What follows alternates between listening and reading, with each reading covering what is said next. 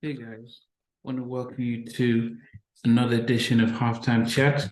And today I've got an amazing guest, and Mr. Bob Robinson from the producer, but also from Tim and Bob. So I'm going to invite him in and get the interview started. Really excited about this opportunity to interview. Um,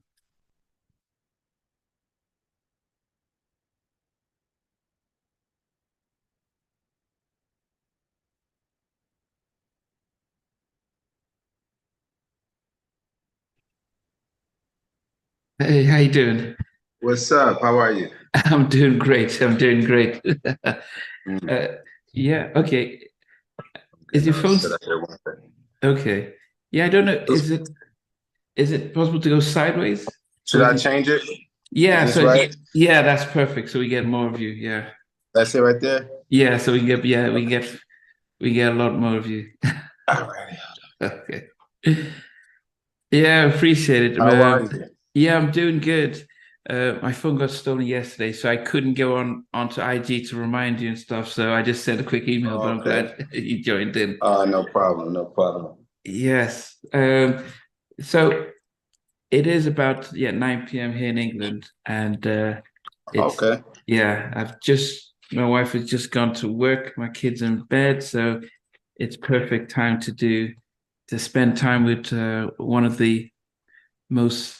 I don't know if it's underrated, but it's just amazing how much stuff that you guys do, and if people even think about a third of your tracks, they may go crazy to think, "Wow, you guys did that." Because Thank you. we always have the big three, which is Jimmy and Terry, Ellie and Babyface, and Teddy Riley. Of So, course. so they Yes. kind of dominated, and then you had Yeah. Jermaine and Dallas, Right. Yeah. but you guys were just quietly just doing your thing, Yeah. and And that because Dallas brought us into the game too. So, we've always humbly sat beneath those guys, and yeah, great company to be in too, man. yeah. But with Dallas, I mean, Dallas is probably, I would almost call him like a mad scientist. He did his music, they got into film, he just got into, all sorts of stuff. So, but he didn't, he hasn't stayed in the production game as long as the other guys. So he's gone in everywhere. Yeah, And so, he's a genius in so many different ways. But yeah, as I said, he yeah, didn't just dabble in the production. So if you ask people Dallas Austin, they'll think, okay, TLC and maybe Monica, and then they will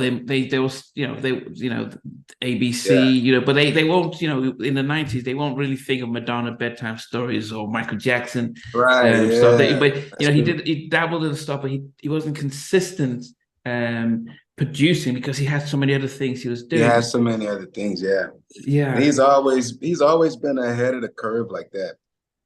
He's always doing things right now that people aren't like Dallas for sure is working on something right now that people aren't even think or considering. yeah. He's such a forward thinker. For example, are we recording now or should Yeah, I we're save recording, so this let's for go the ahead and start. Yeah, that's not how I normally start, but we can just go ahead. Go ahead. Oh, okay. I'll save that story here because No, that's a you can good go one ahead story. because it's good. I was just gonna say, for example, Drumline. That film came out Yeah. after 2000. I can't remember what year, but okay. But Dallas literally used to walk around the studio back in 1993 and say, "Yeah, man, I'm gonna start doing films. So I'm gonna do this film called Drumline. It's gonna be about Claude. Claude was Dallas' brother. He's deceased now, Okay. but his older brother Claude was like his inspiration, and he wrote that film, or the idea for that film came about thinking about his brother because his brother was in a marching band, and Oh, so he would literally walk around the studio like, yeah, man, I'm gonna do a film called Drumline. It's gonna be about a marching band when Claude was in the band. And it sounds so out of the blue, and like we in the studio with boys and men, but Dallas will walk in the studio and say something like that. Yeah, I'm gonna do some films pretty soon. And like over 10 years later, it all came to fruition. And yeah. so when it started, like when he started production on it, I was like, wow, this guy was talking about this 10 years ago. Just casually walking through the studio, like, yeah, I'm gonna do a film called Drumline. But he's done that with a lot of things. Like, so I've always looked up to him like that. Yeah, genius. The dude is literally a genius.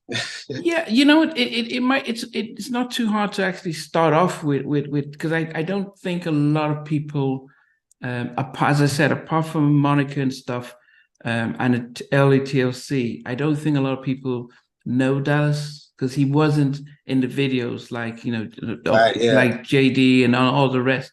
So for somebody who's worked with him for all those years, I mean, for those R&B fans who say, well, Dallas Austin, we don't really know much of him, well, how would you describe him? You know, it's funny because that's one of the things we kind of modeled ourselves after him. Was he would always say that to us in the early days, because he signed us in the beginning of 1993, like literally January 1st, 1993. And you know, but he would always say things like, man, don't get caught up in the hype, stay focused on the music. People are gonna, you know, as you guys do more and more and become more known and known, it's easy to get off focus. And it was great advice he was giving us. So we took that to heart. Like we would never leave the studio, we wouldn't be in videos. You know, but he's just a different kind of guy. So I would tell people he's easily one of the most creative people I've ever met. And you know, like I sat there and watched him create Creep. Again, just casually, he was at the MPCs. It's like, yeah, this gonna go number one. And he's sitting there doing the track, and it was just like, yeah, it's probably gonna be number one for a minute. And then he sat there and wrote it because he's 100%er. So he does the writing and the music. Oh yeah, 100%. And so that's another thing that I respect so much about him. That was very encouraging to us early on. Dallas always been 100%, man. He'll do collaborations with people, but make no mistake, he can walk in the studio all by himself and come back out with an absolute smash. Lyrics, vocal arrangements, everything. And so yeah, Dallas, that's one, you know, great inspiration throughout my career, even to this day, you know. You know, the things that he did early on was so groundbreaking. And he did it when he was like 18, 19. I'm going to say, when you met him, how old was he when you guys started 93? When I met Dallas, because we're the same age. And so I met Dallas in 93. We both were 22. So when I had met him, Dallas had already did Boys and Men, TLC, Another Bad Creation. He had already did their first albums, produced the entire album. Yeah. Wrote virtually the entire album, all 3 albums. And each one, like ABC sold like 4 million. Yeah. TLC first album sold like 8 million. Back then, they sold more now. Yeah. Boys to Men first album did like 8, 9, 10 million. Yeah. And like overnight, he was like worth $20 million. You know, he dropped out of high school. And like, so he had such a tremendous amount of success. And that was before he was 20 years old, man. Wow. And like, you know, it's amazing. Yeah. It's absolutely amazing. So, but yeah, man, Dallas, that's a bad man right there. Yeah, no, Shout as I said, Dallas, by the way. Yeah, as I said, I do respect him, and I respect the fact that he isn't like the rest. You know, as I said, he's a producer, filmmaker. He's into his art, his studio. He does go, and he does so much stuff. But normally, you know, so as I start this stuff, and I always start at the beginning, because I guess for a lot of people, I'm based in England, but we've got an international audience. So it's always good to say where you were born and raised, so we can just sort of track your journey. Mm-hmm. Yeah, so go back to the beginning. I was born and raised in a small town called Peoria, Illinois, like 2 hours south of Chicago. And, you know, I grew up in church and started playing instruments at a very early age, 8 years old. That's when I started playing for church, started playing the organ for church. And so that's where my music career started. Did you sing or just the playing? Well, I primarily was playing, but the thing that was happening, like I didn't realize it at the time, but I was getting a master class in singing and arrangements, vocal arrangements, because, you know, working with choirs, you know, you learn improvisation, you learn how to deal with different attitudes. You learn so much.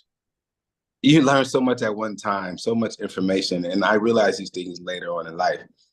But yeah, by the time I was 10 years old, that's when I first started like making my own money, like I was on payroll at my check at the age of 10. Okay. And so it's so funny. I've always encouraged my son and my daughter to do things that you love. Yeah, yeah. And like in terms of career. And so it's kind of hard because both their mothers have, educational backgrounds, and they're like have master's degrees and this, and here I am telling them, hey, just focus on what you love. Because I never had a conventional job.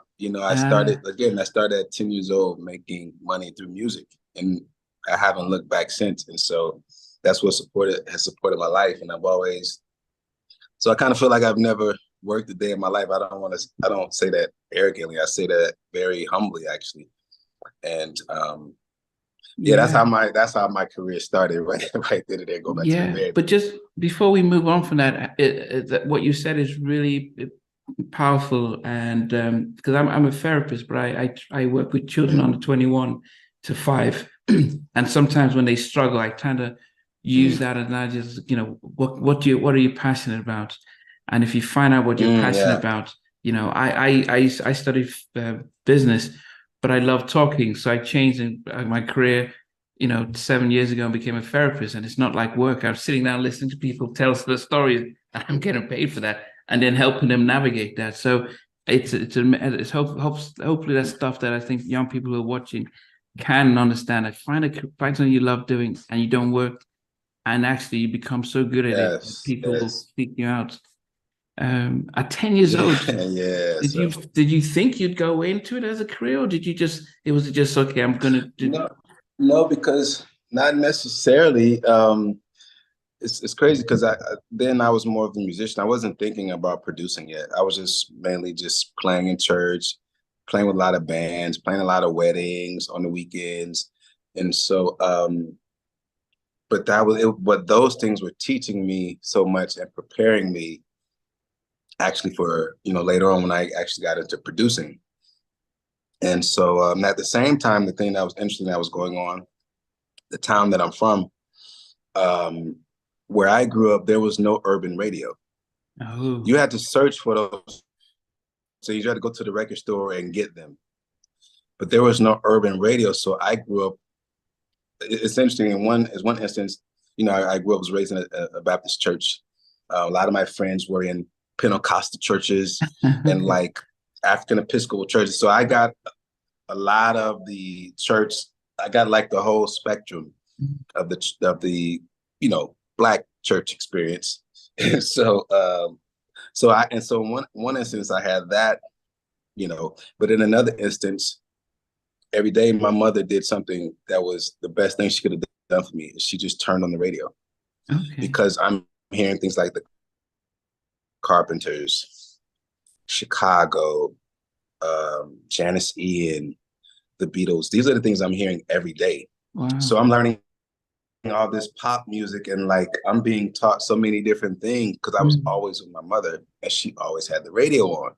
So it's like I'm getting a master class in writing from a pop perspective, from groups like the Eagles, the Police, where their music will continue to outlive them by generations. And so, but I'm getting all this information, and I'm on a subconscious level, I'm downloading all this information and didn't even realize it.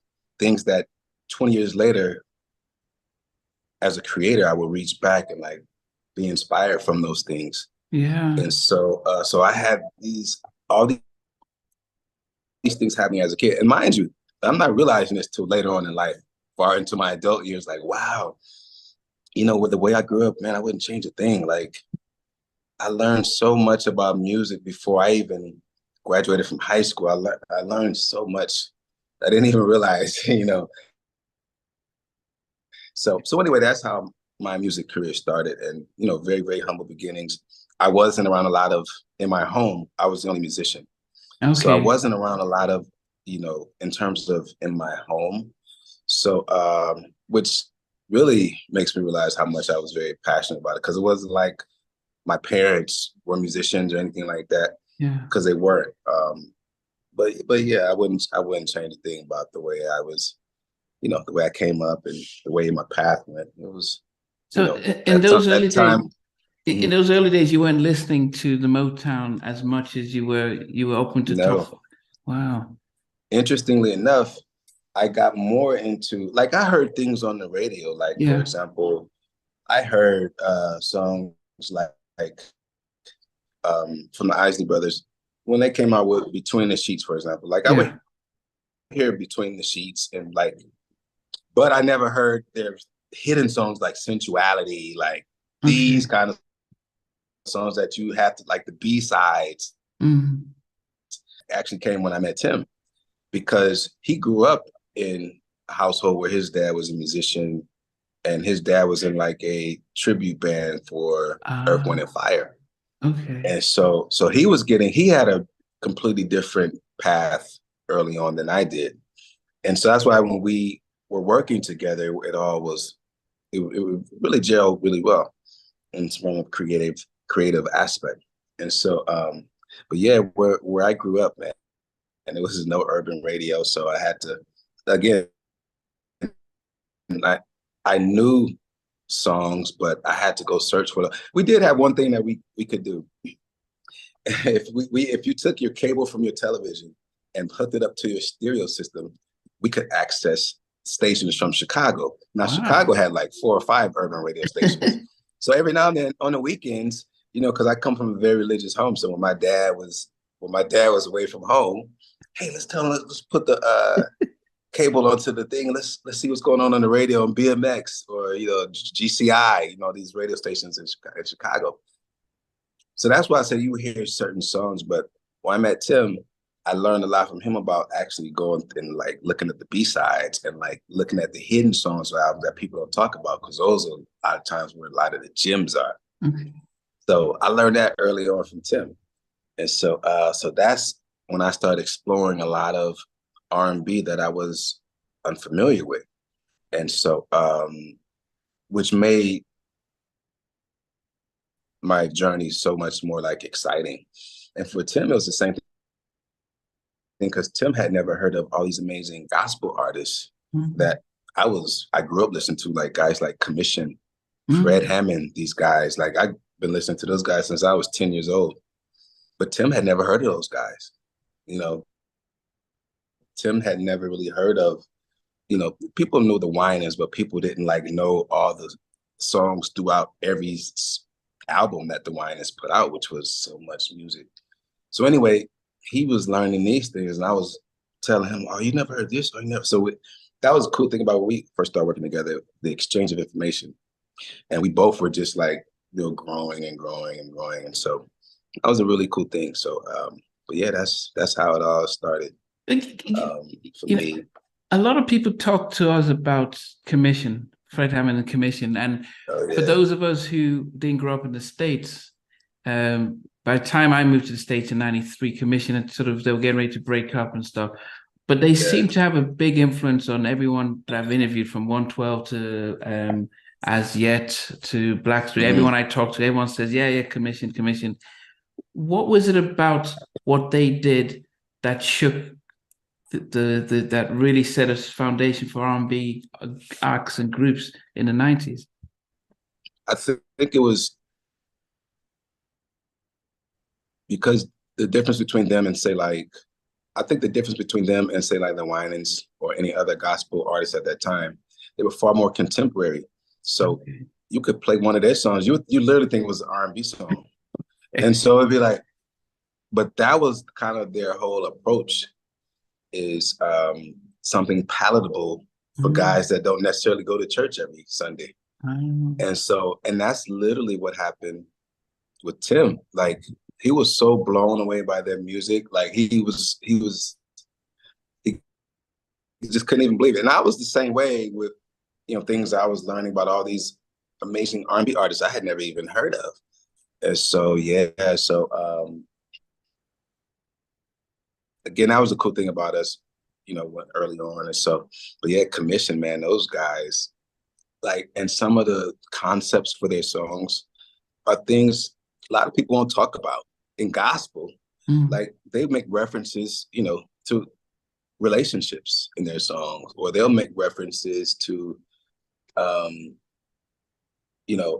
want to have a practical life. I want to enjoy things that most people enjoy, but I want to do it from, within the context of spirituality or Christianity, whatever. So they had an interesting approach, creative, and they were just, all of them were amazing musicians. They revolutionized the way guys in church dressed. Like they changed the entire game. Like they was like, you could tell who guys that were commission fans by the way they dressed, way their hair was cut. I was right with them too.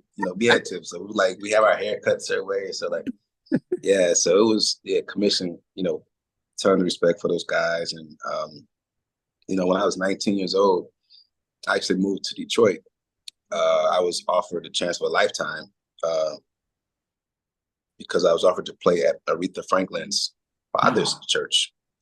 Yes. And her father was like the original, like mega pastor. Like, I'm sure you heard of like T.D. Jakes. T.D. Jakes, Like T.D. Jakes. Yeah. Well, Aretha Franklin's father was like the T.D. Jakes of the 60s and the 70s. And like my dad is a pastor and a preacher. And so when that opportunity came, my dad was like, oh my God, you got it. Like, you have to take this opportunity. And my mother was like, no, you're only a child, Detroit. And at the time, Detroit was like the murder capital of the world.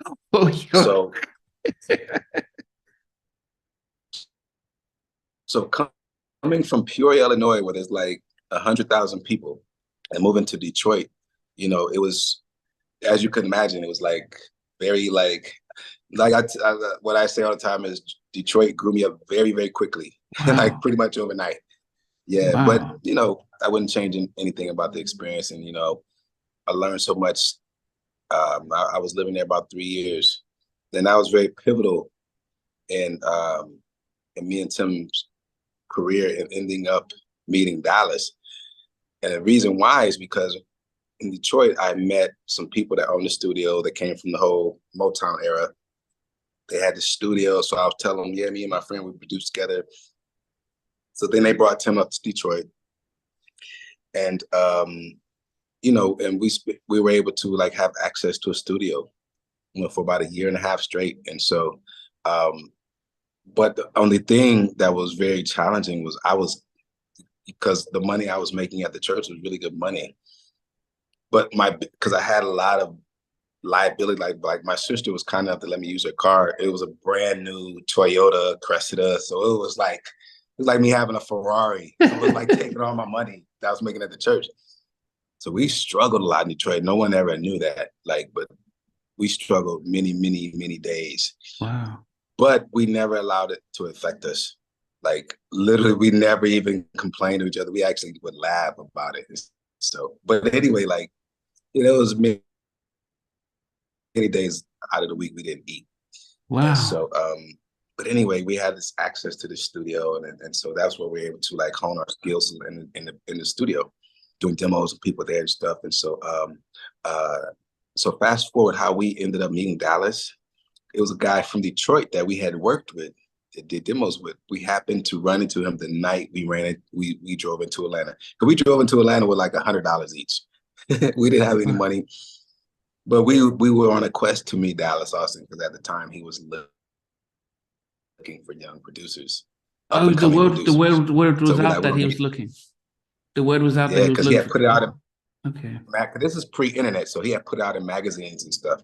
Okay. He would put articles like in Right On Black Beat, yeah. Five, all these things. Like, I'm looking for producers, just if y'all ever see me, y'all come up to me, give me your demos. Like, so we drove to Atlanta looking for Dallas. Wow. By the time we got there, we literally had like $100 each, if that. and as fate would have it, we ended up meeting him. Things aligned, and we were finally able to meet him. It wasn't easy, but we were finally able to meet him through our friend Paul Hill, who we had met in Detroit. So yeah, it's amazing in life. Sometimes it's things are so chaotic and falling apart, but they're actually coming together. There's something you And then, mentioned. so was the case in that, because like, man, we many nights, and we slept on the floor of Detroit for over a year, like nearly 2 years. Wow. And now, mind you, the pastor that brought me up there was a multimillionaire. He stayed in this beautiful home down the street from John Sally, because John Sally just got drafted, but like beautiful home. But when these people brought us there to work in their studio, we stayed in their basement. They didn't have any furniture or anything. So we literally slept on a cement basement for over a year and a half. Did they even realize that? They realized it, but they kind of tricked us. Because when they was like, hey, you guys can use this basement as your own apartment, it was fully furnished. What they didn't tell us was all that furniture belonged to someone else. And one day that person literally came and got their stuff. So we just came back with it in this empty basement. Like, oh, wow. It was like, oh, yes, sorry, those things didn't belong to us. It's like, okay. But that's just some of the pitfalls that happened along our way. And so, but we literally laughed it off and just kept going. So, yeah. I mean, yeah, I mean, now. Yeah, I mean, some of what I know you spoke with DOA recently. Yes, big inspiration, actually. Yeah. So I interviewed DOA a month ago, and okay, he tells his story about when he left the Bay Area to LA looking for a break, and he and his best friend, they had nothing. That sometimes they'll go in the park, and they would even looking around if somebody had left some chicken, like the bones, and that's how bad it was. So him and his friend Skip, I mean, and then when his friend got called to play for Stephanie Mills, they said that's it. They didn't need a bass player. They need a drummer or keyboardist. But when his friend got the gig, he says, "We're never gonna have to starve again. I'll always send you money until day where he got his stuff." But that experience, always grounded him. Just remembered the hardship. Listening to what you and Tim went through, how pivotal was that in grounding you? Because as I said, we didn't hear much about you apart from your names, but we didn't see you. How much did that affect how you guys presented yourselves within the industry, knowing the struggles that you guys went through? Man, it's like, again, like, and when I look back now, I wouldn't change a thing. And like I said earlier, like, it was right when it seemed like things were falling apart, they actually were falling together. And but yeah, it's funny because probably for over a year we lived off Burger King.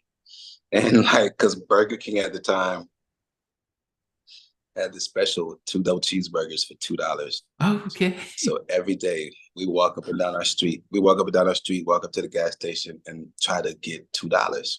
Wow. We came up with $2. We knew, okay, nothing else. We each got a double cheeseburger later tonight. Wow. And so that was our normal day for us during the day. And mind you, Tim comes from a very comfortable home in the same place I grew up. Same thing, my parents living very comfortably upstate New York, because my dad ended up moving from Illinois. He left corporate America and moved to moved to upstate New York, Syracuse, New York, to pastor a church. And they had, he bought himself a new home. So my parents were very comfortable. Tim's parents were very comfortable. Oh. But we knew if we tried to reach back and ask for help, that we didn't want anything to dissipate what we had built up in terms of positive energy, positive thinking. Again, not knowing how powerful these things are that we're doing. Later on in life, I realized how powerful it was, because we never complained about it. We never was like, hey, man, this ain't gonna work, man. I don't know how long I can do this. We never even complained about it. Actually, what we did the opposite. We started doing all these positive, mind you, I didn't know anything about positive affirmations back then. I didn't know anything about incantations. But we would wake up every morning like, hey, who in the studio with tonight? Oh, Boys and Men? Oh, dope. Now, mind you, we don't even know how we eating that night. But we would wake up and have conversations like that. Oh, we in the studio with TLC? Oh, man, I just came with a nice hook. Hey, check out this hook. if people were like a fly on the wall, they would be like, hey, these dudes is kind of off. These dudes is a little crazy. But again, like I learned these things later in life. Your subconscious doesn't know if it's real or fake. So if you can feed your subconscious certain information, it will become in that moment, it's a reality. But you have to, it's a knowing that you have to, I don't even know how to even put that. Like that's more for your lane. You know, just learn how powerful it is and how like, and this isn't like a religion thing. This is like physics. This is physics. It's like if you see something and see it as done in your life, or you see something like I want to achieve that, and you actually put the energy and the passion towards that, and you see and you have a knowing that actually that's actually done already. Then it's done. Like when we were saying things like, yeah, we're gonna be in the studio with TLC. Oh yeah, we're gonna buy our mom a Mercedes. From that moment, we would say things like that. Yeah, I'm gonna buy my mom a Mercedes tonight, man. I'm gonna go to the Benz dealership after I leave the studio. I'm gonna go pick up my mom a Benz. Again, we don't even know how we're eating that night. But we're talking, it's like our mind was in a completely different world. Yeah, you're visualizing, yeah. There we were doing these visualizations and didn't even realize it. We didn't even realize it. But the universe doesn't care if you realize it or not. Yeah. That's why it's so important to know what you're feeding yourself and the thoughts, what you're thinking about. Like, you know, on average, we have 60,000 thoughts a day.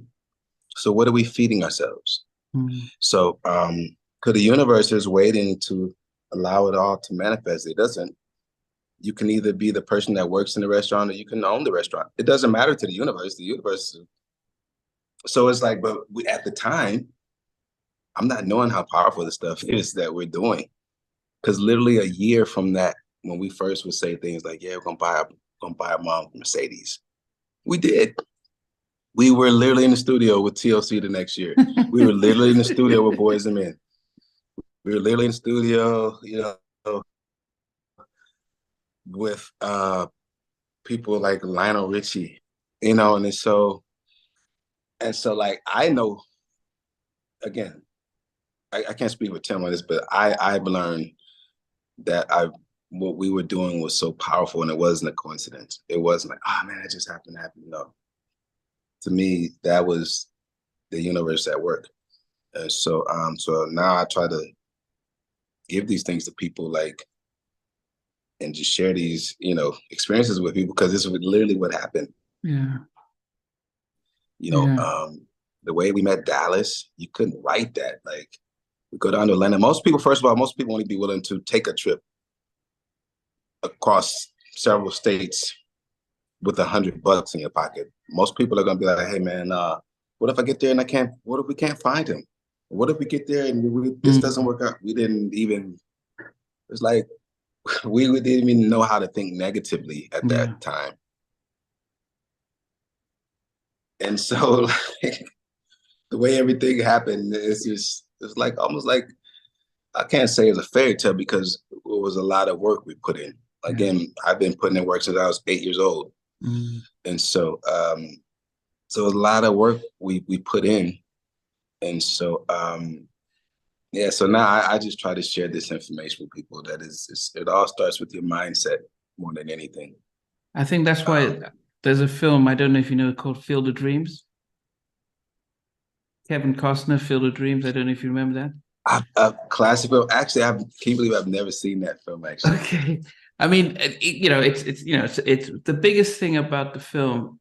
The theme of it is, if you build it, there he will come. So if you build it there. Yeah. So it was the thing about acting in faith, and you know, so don't wait to see it. So he had to build the stadium or so, and then the ghost of some old baseball player came. But I've always remembered that. So if you want to set up a business, you don't wait until someone comes and says, can you do this? You already set it up, almost ready, that you've built it up. So you're ready for, you know, you can't say, I want to open a candy shop, and then you don't even have land. You haven't done anything. Build it and the customers come. It's that sense of, you know, you've already created in your mind we're going to be in the studio. We're going to be working with these guys. So, well, let's start making the music. Let's get into the habit of creating, there we go. Yeah. That's the other part. While we were doing all these things, we were putting in the work. We were nonstop creating.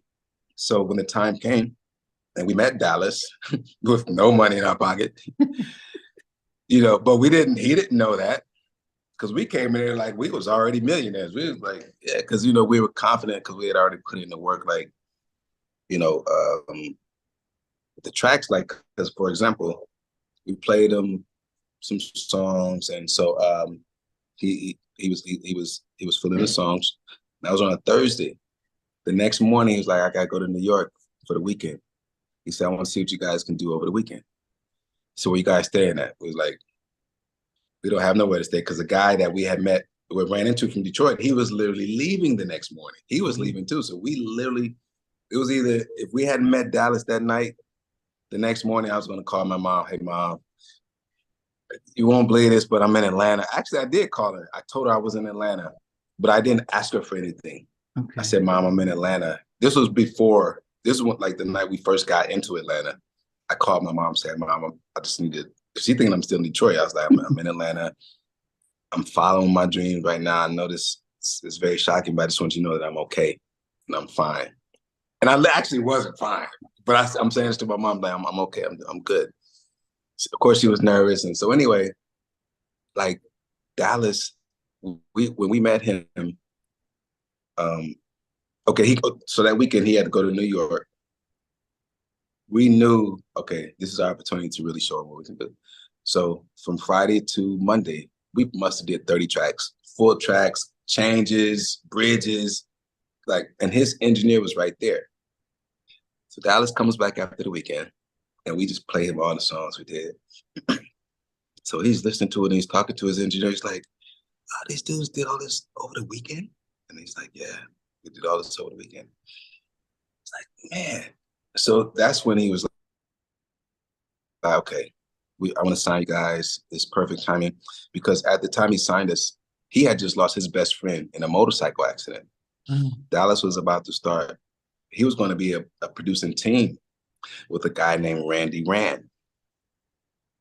Randy Rand came from the Jam and Lewis camp. Wow. Jimmy Jam and Terry Lewis. Mm-hmm. He literally had just moved to Atlanta. Him and Dallas was going to be producer partners. Got in a motorcycle accident, was killed the first month he was there. Wow. Here we come, and Randy was from Detroit.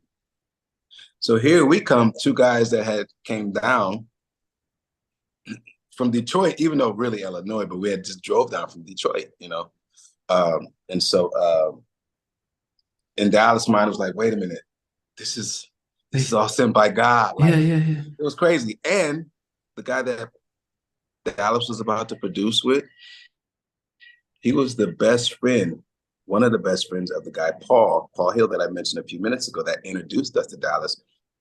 The reason why it was so crazy that we ran into Paul Hill, because he was literally in Atlanta working in Dallas's studio. So when we ran into him literally on the street in Atlanta, when the moment we pulled into Atlanta, we ran into Paul. It was like, Paul, it's like, what y'all doing here? It was like, man, we're trying to meet Dallas. It's like, I'm working at a studio. I was like, what? And so that's how we were able to meet Dallas. Wow. And so getting back to when he went out of town and came back, we showed him all these songs we did. He's like, man, this is perfect timing because I really don't even feel like working right now. Because he was mourning. Yeah, his best friend. And so he's like, man, I got TLC new album. I got Boys and Men new album. I got Hall & Oates. I got Lionel Richie.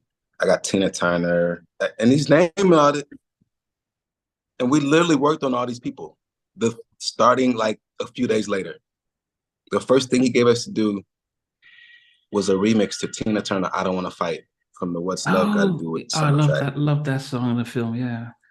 That was one of the first things he did. The next thing we did was TLC, Get It Up, on the Poetic Justice soundtrack. Oh, Get It Up, yeah. With, the film with Janet Jackson. Yeah, it was Tupac, yeah. The next thing It's like Lionel Richie. It's like you guys meet when Lionel Richie Day. It was like, huh? And Lionel walks in the studio. And like, we're playing all these amazing songs. Now, mind you, we're sleeping on Dallas's floor. I'm sorry, I left that part out. We slept on Dallas's floor for the first 6 months we were signed to him. Did he know that? Yeah, he offered. We had nowhere to live. Okay. Oh, I'm sorry, I skipped this part. When he went out of town and he said, "Where you guys staying?" We was like, "Hey man, we don't have nowhere to stay." We said, "We can." He said, "Well, I could sleep on the floor of my studio." Now, mind you, he had an amazing studio. Still to this day, Dallas had one of the most amazing studios I've ever seen.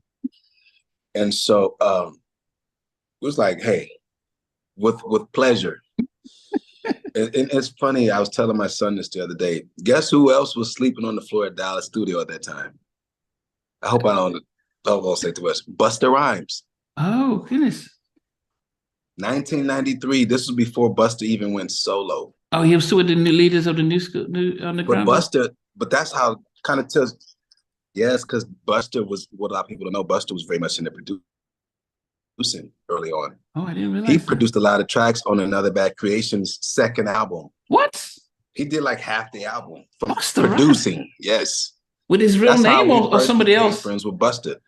We all sleeping on the floor at Dallas studio. A lot of people don't know that.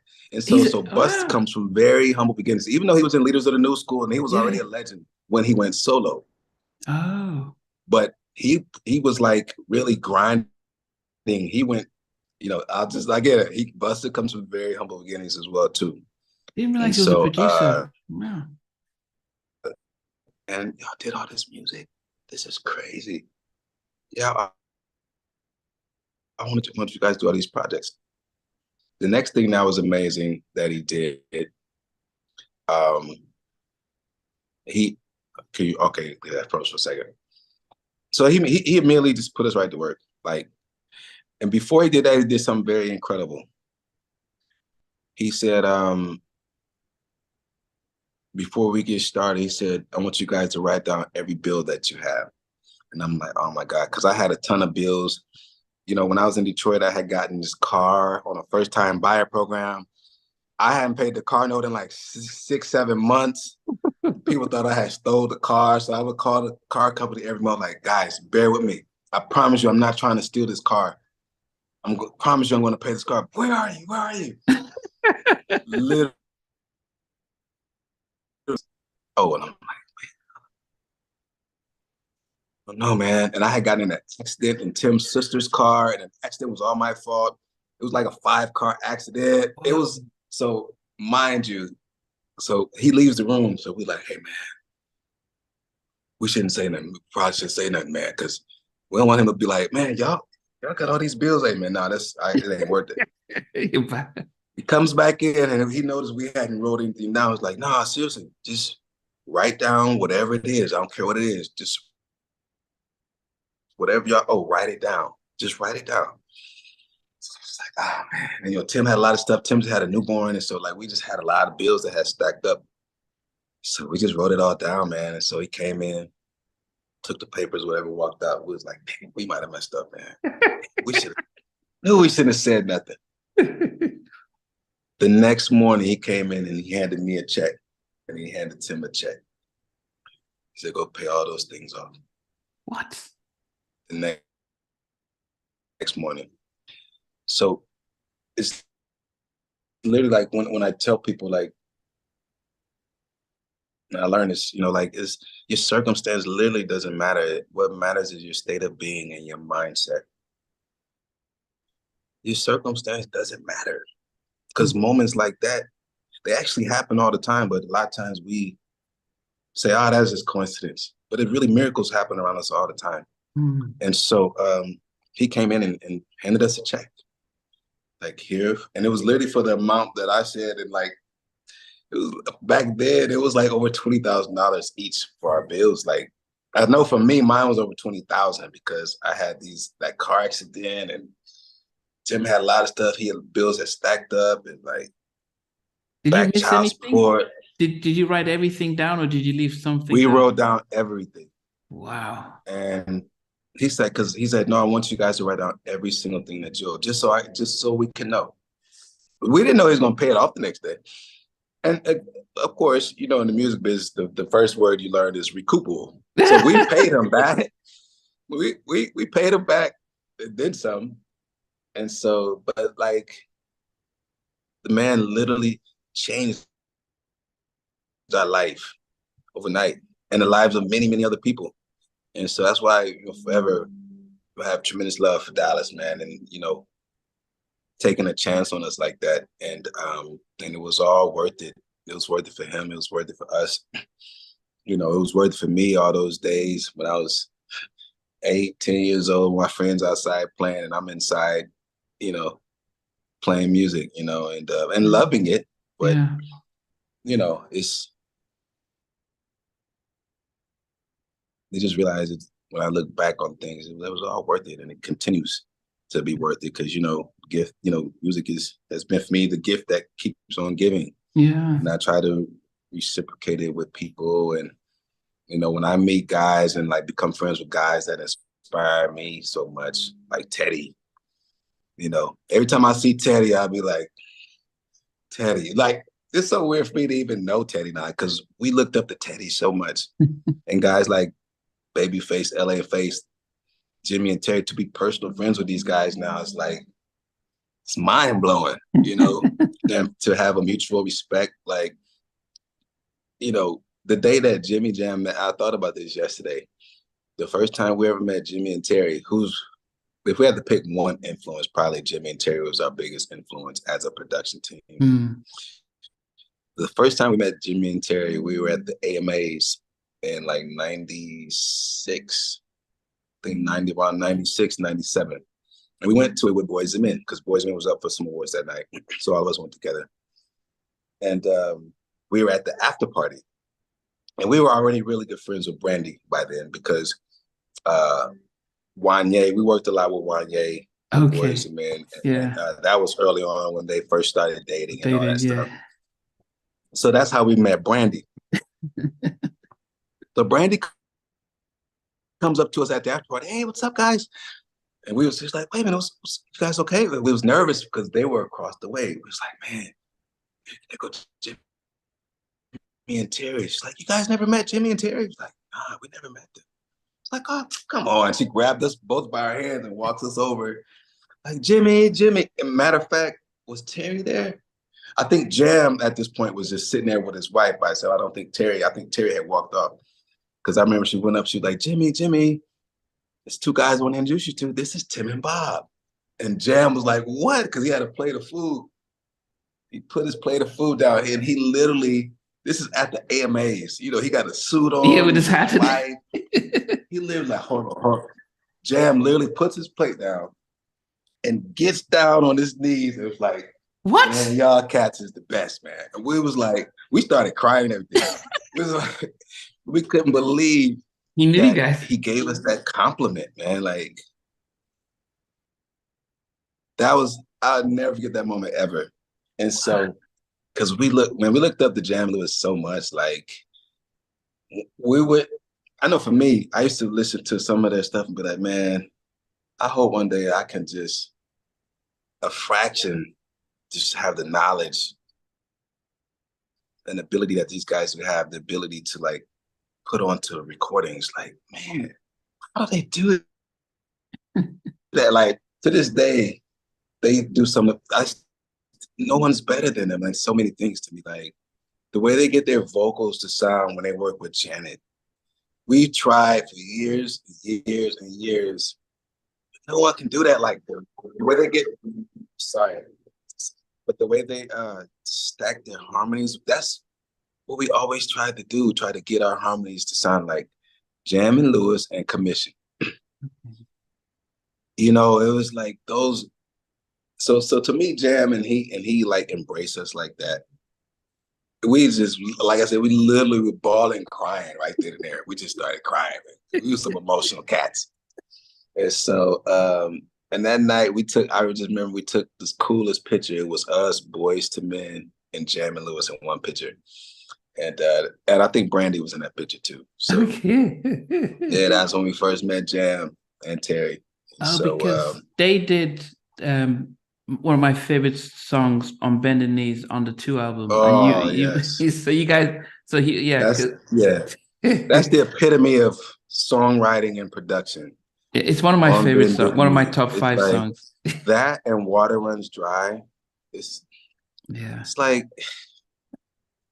Water Runs Dry, the song that's literally made me. That day I heard that song, I went out and got a guitar. Wow. And started playing guitar because our guitarist got snatched up by Madonna. Literally, she came to the studio and like her guitarist couldn't come down. And so they used our guitarist. His name was Tommy Martin. And so, and Tommy at the time was kind of struggling, like financially. He just had a brand new kid. And so literally Madonna came. She was down there working with Dallas. And so a bedtime story. She literally snatched him up when she left. By the time she left Atlanta, she took Tommy with her. He didn't come back to Atlanta for 5 years. Because she was on tour, like world tour after world tour. And Tommy went on, and he's still doing great things. Like he's been Justin Bieber's band director, and like Tommy done play with everybody now. But yeah, Madonna.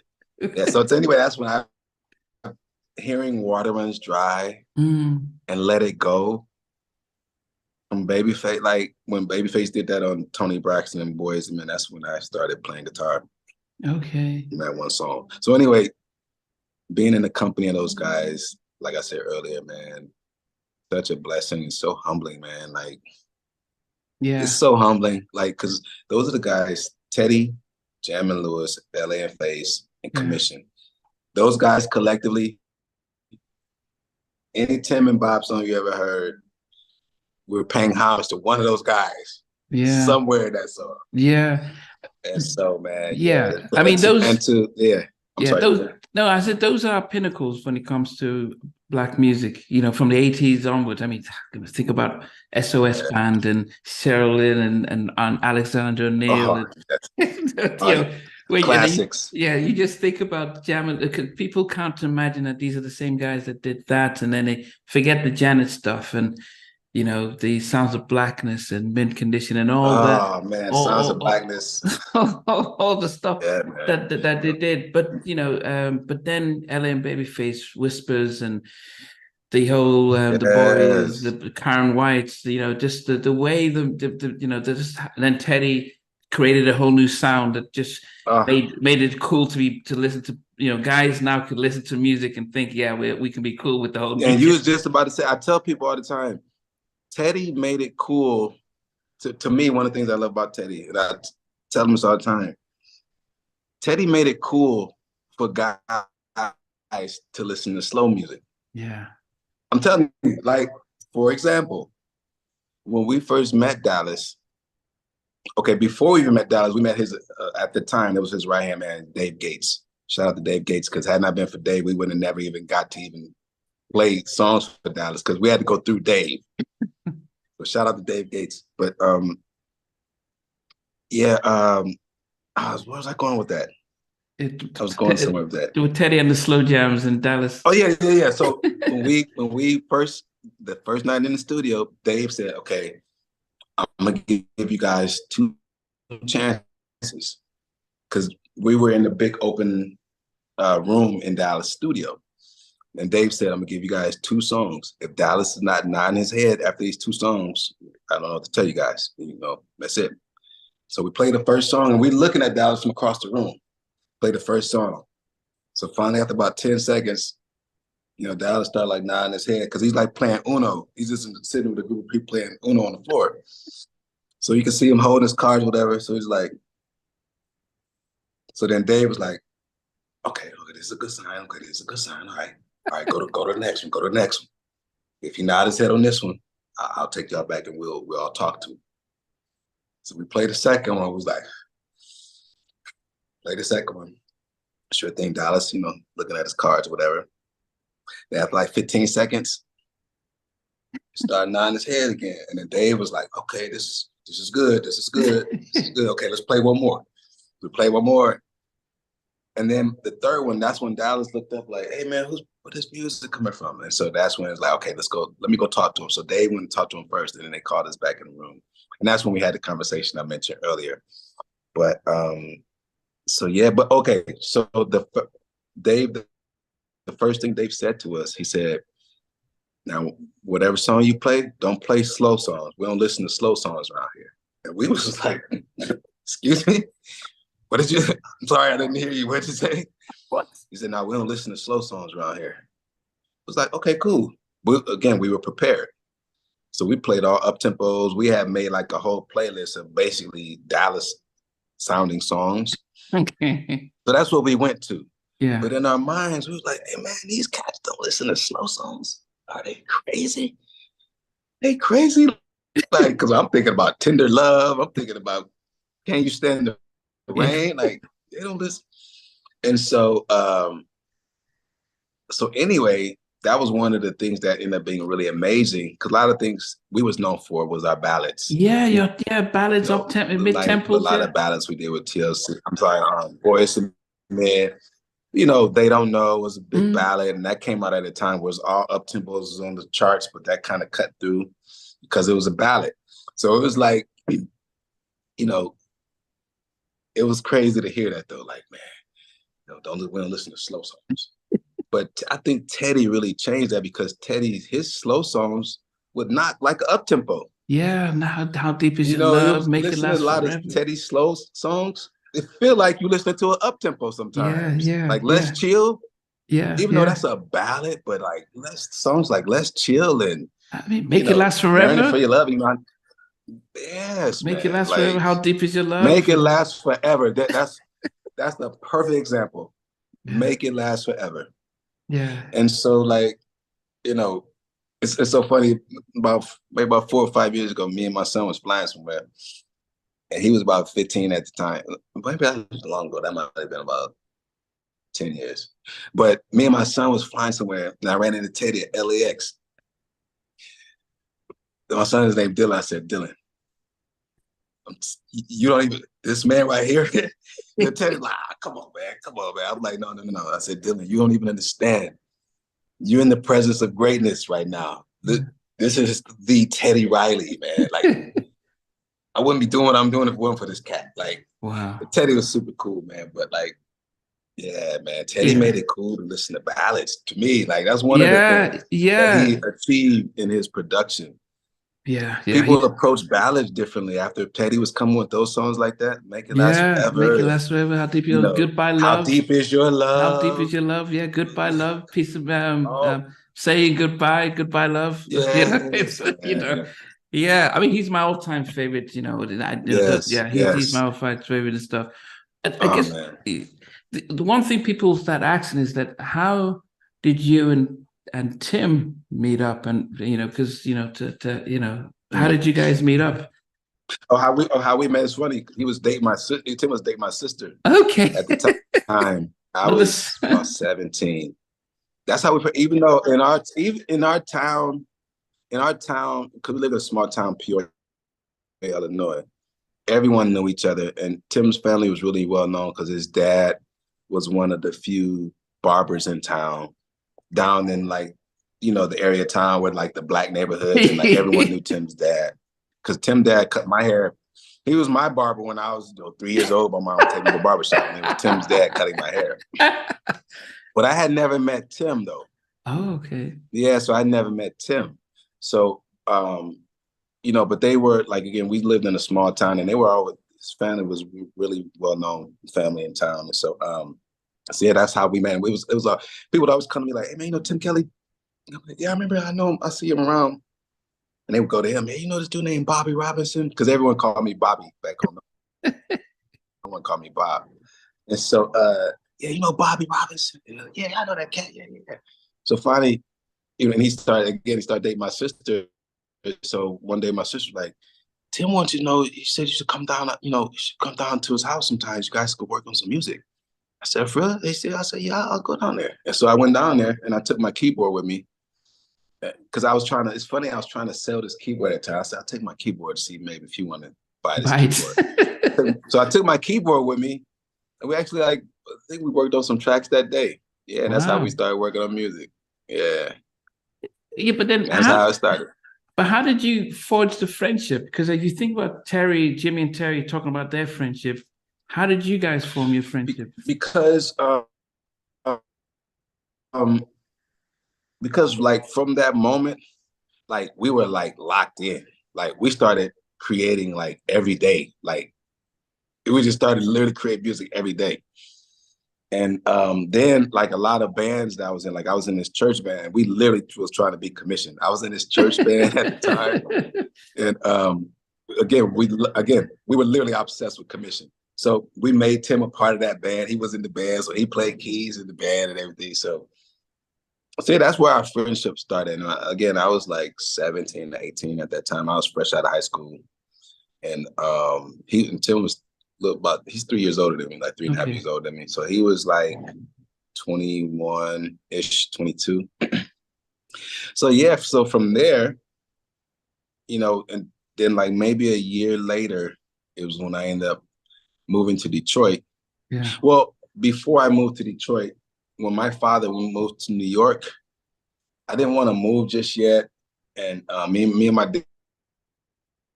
dad were like on different pages with a lot of stuff. So Tim was like, "Wait, why don't you stay in my crib? If you want, you can sleep in the basement." He said, "I asked my dad to make sure." And his family was kind enough, they allowed me to stay with them. So I lived with them for nearly a year. Wow.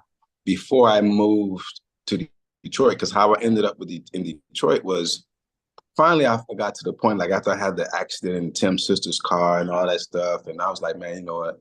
I'm over here making a mess. Let me go home to my parents, my family. So I went to upstate New York, Syracuse, New York, where they were.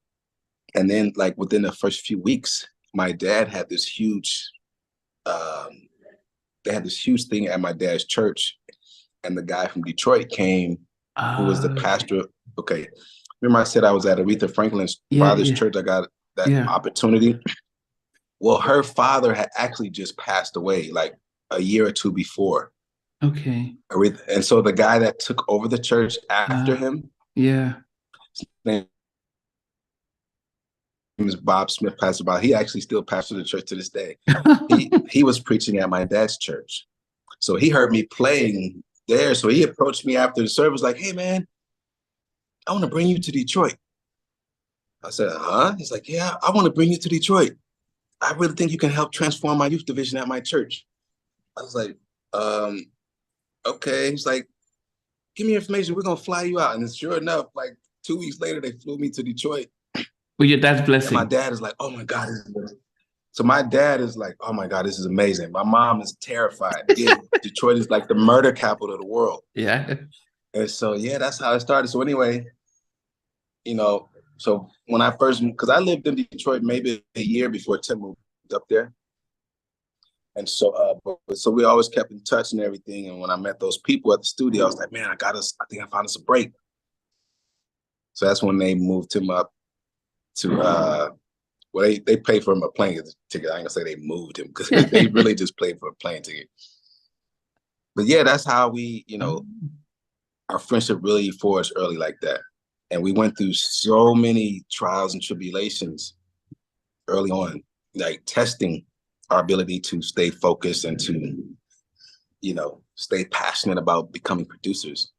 And so, yeah, that's the thing that helped us, form that kind of mindset of like, wow, we all we got for now, Yeah. And so, because we didn't want to let anyone know that we actually were struggling, like not eating most days. Wow. It's not, but we didn't tell anyone. We never told anyone. All we did was like we focused on, yeah, we're gonna be in the studio, boys. Oh yeah, we're gonna be at TLC. Yeah. So when all these things a year later started manifesting, it was like, wow, this is crazy. And so the other question people ask is that being a production duo, how do you decide who does what? I mean, does one write the lyrics? Does one, yeah.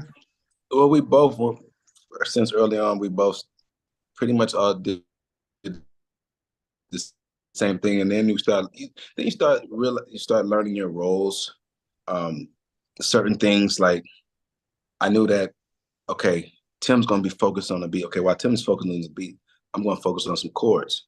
Okay, well, and then so Tim looking at, okay, so now Bob focus on the chords. Okay, let me focus on the bass line and follow on the chords. So I'm like, okay, all right, let me bring in some strings while Tim adding that bass line. So we build like this. Okay. We'd always just build our songs like one is doing this. Okay, I'll go do this. Okay, I'll go do this. So it was always something getting done.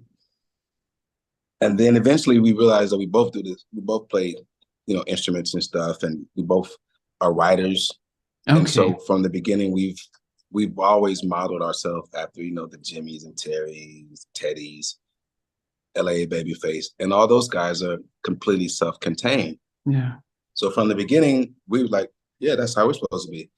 And so we always focused on our writing, and we always did all our vocal arrangements. Every song we ever did, we approached it like, okay, we're writers first.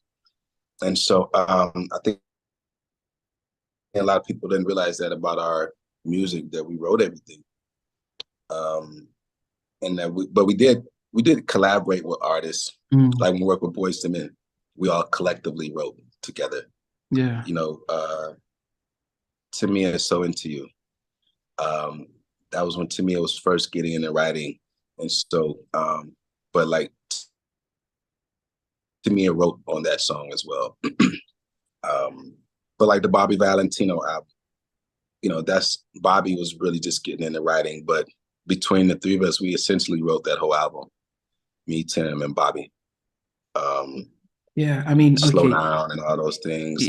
So I think if we get to Tamia, so she is my favorite female vocalist. I always remember when she did You Put a Move in My Heart, because she's amazing. That is The Lady of My Life Part 2, because it was written by Rod Temperton, produced by Quincy. And The Lady of My Life from the Thrill album is my all-time favorite song. So when she did You Put a Move in Her Heart, that was the Part 2 of Lady of My Life. She has such a unique vocal voice, distinctive. I just love her. Yes. Then you guys did that, and So Into You, which it's just an amazing song. I mean, how did did the music come first and then the lyrics? So how did you create that track? The music came first because Tim had that sample that from the Commodores. He was messing with that sample. And because that's what a lot of times Tim would be at home like messing with the sample. And I would hear, I'd be, oh man, that's sick. So he's messing with that. And so we pretty much, what we would like to do, we would like to literally write the song right then and there while the artist is there. But a lot of times we would think of the ideas of the tracks before we get to the studio. Like he'll be like, hey, check out the sample I found. Like that one, for example. It's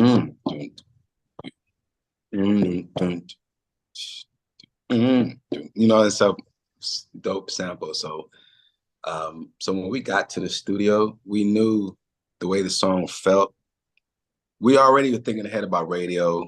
We're always thinking ahead about, okay, I wanted this to be a song that I could sit down and play for my mom and I ain't got to feel weird. We always wrote from that perspective. And so, So Into You, that's because, those chords, you do those chords on a song, you almost can't mess it up because that chord progression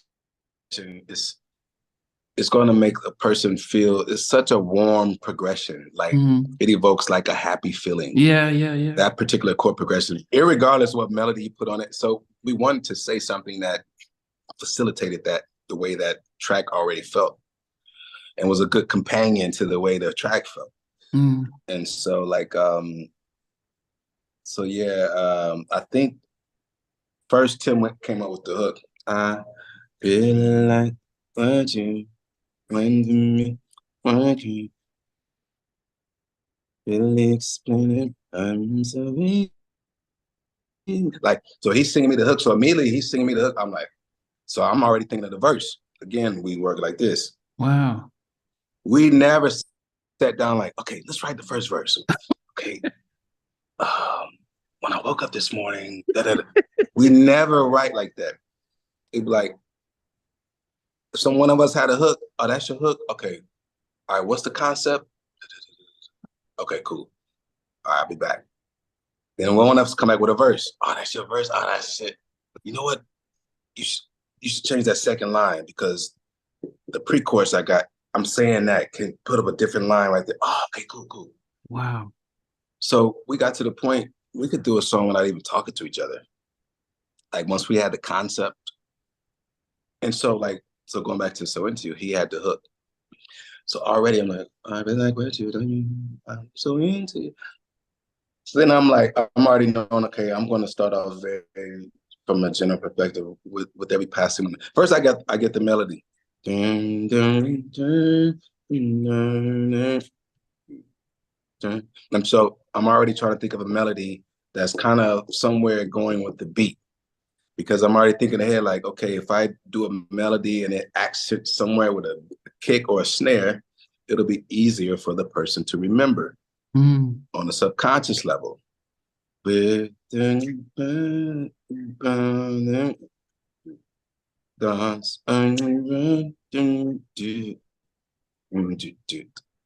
that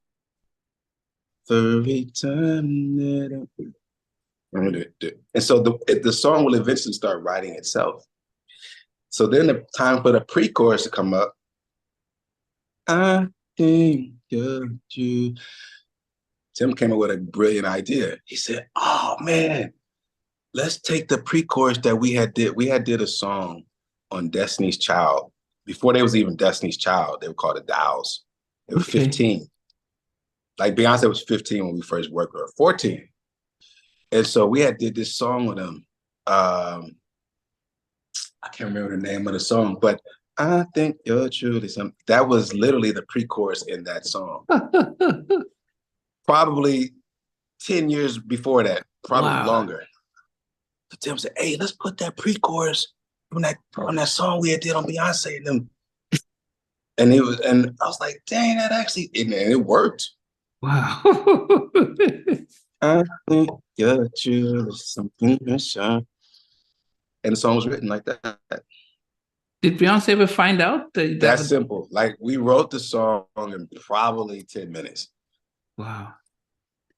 Did Tamia come in? You gotta think. Yeah, she found out later.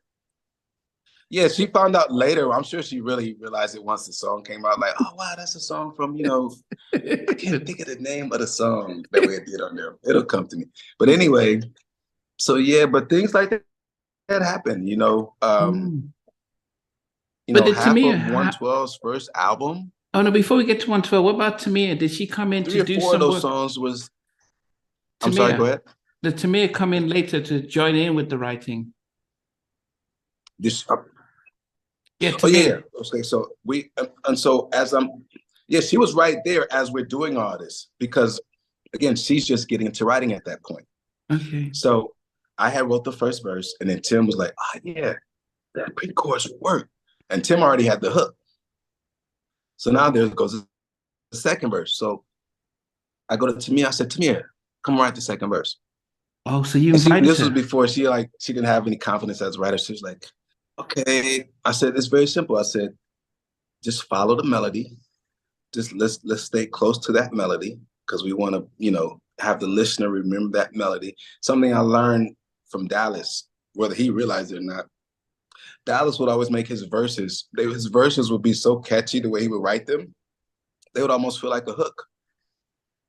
Like for example, the 22nd of the long in this, so many things. I love my man when the line is thick. Like his verses are so easy to remember. So I always would think of Dallas in that sense, like, what would Dallas do right here? Because he makes his verses so catchy. Ain't Too Proud to Beg. Like he always made his verses so catchy. They almost feel like hooks. That's what I would think about the songs like So Into You. Because it's moving right with the kicks, it's moving right with the music. Nothing's fighting with each other. It's easy. You don't have to do any work to listen to it. So this is what I'm thinking about when I'm writing that. So sitting with Tamia, I'm saying, let's stay close to that melody. here's what we've talked about so far. These are, you know, this is the concept. You can hear it. It's very simple. All you got to do is just elaborate more on what the first verse is saying. Is it the way you hold me? Is it the things you say? I'm not too sure what it is, but man, I like feeling this way. Like, I was like, that's perfect. She's like, really? It's like, yes. That's all it needs. It doesn't need anything else. Because this is just about the song. This is not about like coming up with the greatest lyrics or coming up hitting these really nice chords and like this. We have to make this about the song. And so, and that the song was written that fast. Why did you ask her to write? Because you know, why did you invite her to write? Because I would have thought more publishing for yourselves if you did it without. Number one, so we wanted her to feel a part of the record. Okay. We wanted her to feel a part of the record, and we knew. Yeah, and so like, of course, we could have easily finished writing it ourselves, but number one, we wanted to start a relationship with her. At the time, this is now, mind you, this is before her and Grant got together. So she was really concerned about publishing. It was like, you know, I want to be involved in the writing. Grant came in the picture. It was funny because we worked with her after she got married. She didn't care. She couldn't care less about the writing, did. Oh, I won't say that. I won't say that. But she wasn't as in a hurry to grab the pen, shall I say. She cared about it. She did, actually. But Grant is super cool, by the way. But anyway, you know, we wanted her to feel a part of the record, you know, and we just wanted to like, you know, because if we could get her the champion for it too, when we go back to Sylvia Rome, it'd be the three of us, not just me and Tim saying, yeah, this is the one, this is the one. So we wanted her to feel part of it. And so same reason why we did it with Bobby V for his first album, because we could have wrote all of those songs by ourselves, but we wanted to help position Bobby that if that anything blew up, he could go get himself a deal. And sure enough, the week after Slow Down came up and went through the roof, you know, Bobby got a huge bag for a publishing deal, you know, because we had him write on pretty much every song on that album. But that's the great thing to do, but that's not a music industry stuff, you know. What you guys are doing is stuff that most people weren't doing. That people don't do often. Yeah. So what made you guys do that? I'll tell you one reason why. One thing we learned from L.A. Reid, I never forget. It's so funny. Like, we would go see L.A. Reid probably once a week, once every 2 weeks, every Friday, because my son's mother at the time, she worked at LaFace and she was executive assistant. Can you see if L.A. has like a free hour, you know, when the office closed tonight? Me and Tim just come up there and just chop it up with him, just, you know, pick his brain. So she called me back like, yeah, LA said that, you know, guys come by at 7. We'll go up there and sit with LA, talk for 2 hours. Like, we would do that like almost every week. Every week, like on a Friday or like when his day was over at the end of the week, as often as we could, we'd go up there and just get knowledge from him. And something we learned from him, they would tell us, because we were always like, man, but we wrote it, we 100%ers, you know, trying to be like, y'all, man, we write it. He said, man, but you know what? You guys need to learn to share the wealth. You got to learn to share the wealth. And so at first we didn't really get what he meant. We knew what he meant, but we really understood it later on. I speaking for myself, I know I did. And so, yeah, we would think of LA in moments like that, like share the wealth. Mm-hmm. Somebody else in the room might come up with an idea that might be 10% of the song, but it might be the most important part of the song. Mm. You know, just if nothing else, be open to it. Don't be so concerned on you gotta write this 100%. Be willing to share the wealth. And so like that always stuck with me through LA. Mm. So yeah, that's what I would say. But that's what Jimmy and Terry did with Janet, with the Control album and Ribbon. They just said, talk about your life, and they said, okay, you're writing the album with us, because then she hadn't written before and she didn't learn how to write because they gave her that opportunity. So what you did with Tamia, that's what Jimmy said in an interview, that's what we did. We said, yeah, talk, and we took all she said and she co-wrote it. Since then on. That's like, amazing. Oh, wow. So that what my father told me. So she was telling them about, this is my dad's controlling me and stuff. He says, yep, you've just written Control. We'll write it with you. So when you were saying this, I thought you knew about how Jimmy and Terry sort of wrote with Janet and got her to write. I don't think I've heard it like that before. Like, wow, that's cool. That doesn't surprise me because I remember when she was writing on the stuff, like seeing her name as a writer, and now it makes perfect sense that you're saying that, because I didn't know that they did that. Like, that was by design. I didn't know that. That's cool. Yeah, what you did to Tamia, exactly. They just had her talk about her life, and they just wrote the album. And they said, was it Terry that said that? I think it was, no, Jimmy and Terry was saying that they were out in town with Janet, and some guys came talking to her, and she said to them, "Why didn't you come help me?" They said, "These nasty boys were talking to me. Why didn't you help me?" And they're like, "No, we were just watching." And so that's how they came out Nasty Boys. Nasty Boy, because they saw these. She didn't like the fact that I think they were in a club or something like that, and they watched that. And she said, "Why did you let these nasty boys talk to me?" That's cool. So when you said that, I thought you knew about that. And that's cool. What you guys did with Tamia. And so I was like, okay, because that's. I didn't know that's how Nasty Boy came out. That's cool. Yeah, but that's so cool.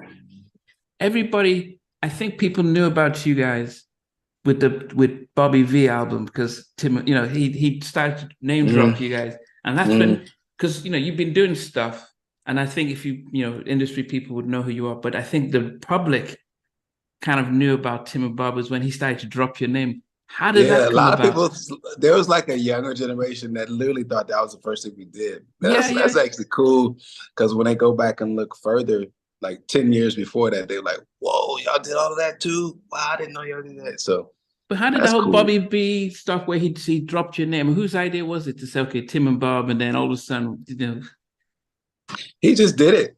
He just did it, because we was in such a zone when we did that album. We did that whole album in 2 weeks. What? 2 weeks.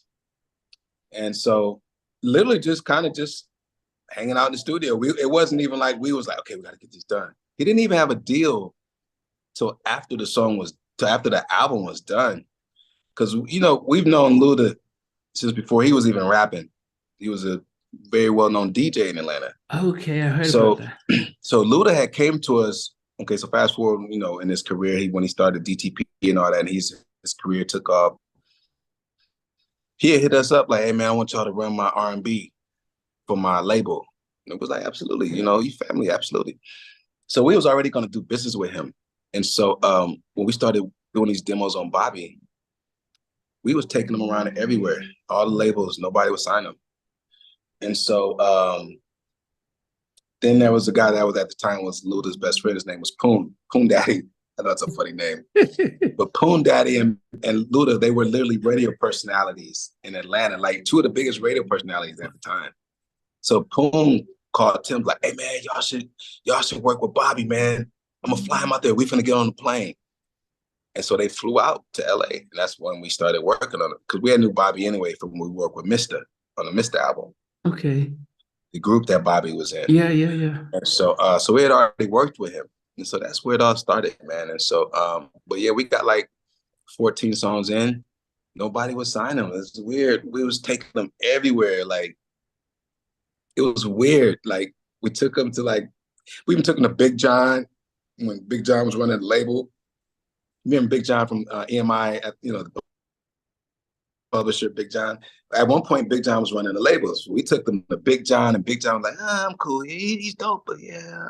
Let me think about it. Like, people were just like, the response was lukewarm. And so, so then one night, Tim hit me up, was like, hey man, I just dropped a song off to PJ Butter. PJ Butter was a DJ out here in LA. Okay. Who had this thing every night at like 10:30 that he would play unsigned music. So Tim took the song to PJ Butter and went up to the radio station. Phones was going crazy. Phones like, up. So I was like, man, this is crazy. He said, I'm gonna do this every night. So he did that every night for like a week or two. Before you know it, the song was the hottest song in LA. Mind you, Bobby don't have a deal. Wow. This is Slow Down specifically. And so So next thing you know, we called Luda's like, hey man, Bobby blowing up out here in LA, man. We probably should go ahead and sign him. He's like, yeah, I'm finna fly this. Luda came out, listened to everything. He was like, man, this is crazy. Yeah, this is done. We got to sign him. And so initially we was trying to figure out, okay, should the deal go through us? But then we was like, well, we finna run DTP, R&B stuff. It was like, we ultimately, we said, just sign him to DTP.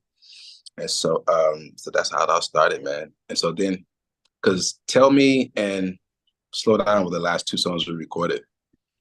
And so, but anyway, when Tim took it up to the label, that's how the song blew up. It was, by the time Bobby got signed, Slow Down had been playing on the radio in LA for about 4 months. It was old out here. So by the time it hit the airwaves, and it still went #1 for a month, actually. But it literally was old in LA by the time it came out. It was like, yeah, because he was, for so long, it was just playing out on the radio. People thought he was signed, but he actually wasn't even signed. Wow. Isn't that crazy? Well, that's the power of a great song, and it's, that was the power of a great song. The other thing, I interviewed Mike and Slim, and they talked about how you guys, from 112, how you guys discovered them, and they owe so much to you guys.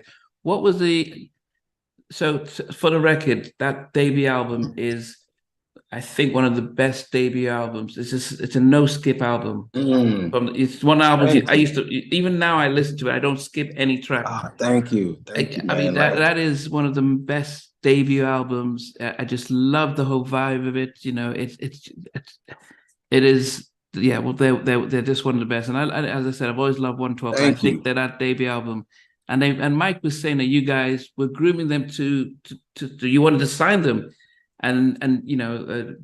but before Puffy came in and scooped them up, but you still did the work you guys did. How did that whole thing happen? Because they give you a lot of credit when, as I said, and yeah, man, because it was crazy because our barber at the time would come by and cut our studio, Dallas, because when we first signed to Dallas, we like, we needed a barber. He's like, I got a barber for y'all. Because Dallas had dreads. But he's like, yeah, I got a barber. So this guy, Courtney Seals, come up, he was coming up to the studio cutting hair. And everybody knows Courtney in Atlanta. He goes by Bear, but everybody knows him because he's managed a lot of artists and everything now. But back then, this is the beginning of his career, he was an amazing barber. So he's cutting our hair one day. He's like, hey, man, because he's seeing all the people we working with. And he's hearing us going to Dallas because at this point, we like maybe 6 to 9 months into, working for Dallas. And so, no, actually, it was probably about a year because we kept asking Dallas, man, what can we do to start getting singles? Because we're working on a lot of big projects. We ain't getting no singles. Dallas said, y'all need your own artists, man. Y'all should find yourself a group. So Courtney would hear Dallas tell us all this. So one day Courtney came to us and said, hey, man, if I start bringing singers in here, man, can we put a group together? It was like, yeah, let's do it. That's how 112 came together. Courtney, one by one, would bring these guys in. Q from 112 was actually in another group with Wingo from Jagged Edge. They were in a group together. Wow. And so all these things happened and we realized we wanted Q because of his tone and the way his false was. It was different than Slim's. They all had different tones. Duran was amazing. He played Mike had the really soulful voice. They all had different individual voices. So over the course of maybe a few months, we realized that was the 4 we need to go with, and we just started demoing songs right there in Dallas studio. And so I'll skip to the end of the story. Basically, that went. Don't skip. We've got time. No, I was just gonna say we developed them for about a year and a half. Wow. And so now, the same time, because it's funny, after Dallas signed us, a week later we met Puffy. He was working at Uptown, but he came to Atlanta because him and Dallas were even best friends way back then. He was an A&R from Uptown, so we met Puff the first 2 or 3 weeks of even being signed to Dallas. He was one of the first people we met. Wow. Because Puff was like, yeah, play me some stuff I'm working on. I'm A&R Mary J's album right now. So that's how we started our relationship with Puff. And so anyway, fast forward, after we going through developing them, literally like spending time with them, going to their high school graduations, you know, getting them comfortable with singing with a room full of women. And it was so shy and bashful. And so like, it definitely was a process. Okay. And then Kevin Wells came in. Kevin is Another Bad Creation was his group he had put together. Okay. You know, and then Mike Bivens signed him. But Kevin came in the picture and like, you know, took everything to another level, like with their dressing, with their whole like swag. Yeah. Anybody know K Wells? They know Kev is like master of artist development. And so like, it's funny because, well, it's funny now, but it wasn't funny then. We came out to LA to work on a remix for Boys to Men. Kevin calls us, it was like, hey man, Puff want to sign the kids, man. He going crazy. But at the time, Randy Jackson from American Idol. Yeah, Randy, yeah. Randy was working at Columbia. Yeah. We had already had a great relationship. Randy was the first executive we met, probably in the music business. One of the very first executives we met that didn't live in Atlanta. Because he would come down, like always, like put us on projects. And we were just always working with Randy. So we always had a great relationship with Randy. So Randy wanted to sign 112 so bad. And they were called Forte at the time. Randy literally flew down like 2 or 3 times to meet, just to listen to them sing. And so so we telling Kevin, like, man, Randy want to sign him. He's like, I don't know, man. You know, Puff, he's about to blow up with Biggie and Craig Mack. And I don't know, it's a good look, man. Well, let's figure it out when y'all get back. We get back, they already signed a Bad Boy. What? They was already signed a Bad Boy. And yeah. And it was, for a minute, it was really messed up. Like Dallas was furious because, you know, Dallas is kind enough to let us, well, I ain't gonna say he let us because we had to pay for the studio time ultimately. We spent like $100,000 in studio time on demos with those guys. Dallas took it real personal. And then him and Puff's friendship was like, for a brief second, was cut off. Literally, they didn't speak to each other. Like, they had some like not so kind words to say to each other about it. And like, Puff was like, man, I didn't know this was Tim and Bob's group. And Dallas like, yes, you did. Everybody knew this was Tim. Everybody in Atlanta know this is Tim and Bob group. Like, Dallas was furious. And so next thing you know, Dallas like, now they got to do an album without Tim and Bob. And so it was like, dang. So we went on and started doing other stuff. One night, Puff called my phone. It's like, yo, man, this ain't working, man. Because they went and got Devontae to produce a whole album on them. And it just wasn't the same. As and Devontae is one of the GOATs. Yeah. Make no mistake about it. Yeah. Huge inspiration to us. Yeah. And so, but they couldn't get the vibe right. So Puff called my phone. Said, hey man, we gotta figure this out, man. Can't do this album without y'all cats, man. We gotta figure this out, man. Seriously, man. Let's come together, man. Come on, man. Seriously, I need y'all for this album, man. We gotta do it. So I called Tim. I said, hey man, Puff just called me, man. What do you think, man? Let's just do it. Let's just do it for them, man. They innocent, man. So that's when we called Dallas. Dallas was like, nah, nope. Y'all ain't working with them. It's like, Dallas, we literally had to talk Dallas into letting us do it. So finally Dallas said, all right, go ahead and do it. I don't want to hear nothing about it then. Like, he was really mad about it. It took Dallas a minute to get over that. Wow. And so we went up to New York for about a month or 2, and did the album. And that's what happened. And it's funny because like maybe 4 or 5 of those songs were actually songs that Boys to Men didn't use on their album. Wow. We redid them on Boys to Men. I'm sorry, on 112. 12. Now that we're done, that was originally a Boys to Men song that didn't go on the 2 album. Can I Touch You? That was a Boys to Men song that didn't go on the 2 album. Yes.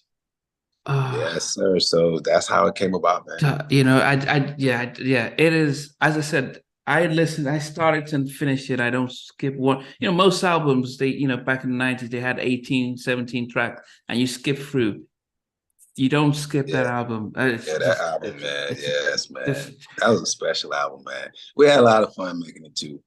Whose idea was it? Because Slim has one of the most unique voices, and I just love those guys. When they were 4, I know that they've got the issues right now, but back then it's just that Slim sounded so different, and then as I said, Q and Mike, and it was just. I know you. Harmonies. What I loved about Slim voice. Slim voice reminded me of Kevon from After Seven. Oh, That's what I always loved about Slim's yeah. voice. Kevon has one of the most amazing Yeah, voices yeah. ever. Yeah. And but something about Slim's voice reminded me of Kevon and me personally. So that's what I loved about it. And so then it was interesting. I never forget the day that Puff. This is a call that he made, and I got to give it up to him at work. Two things. He called one day. Was like, "Hey, from now on, Slim got to lead all the songs." It was like, "Huh?" Wow. It's like, "Nah." He said, "Every group need a leader. Slim is from now on, from this moment on, Slim is the leader of the group." What? And we was like, "It's like, yeah, man, he got to do it. It's got to be done."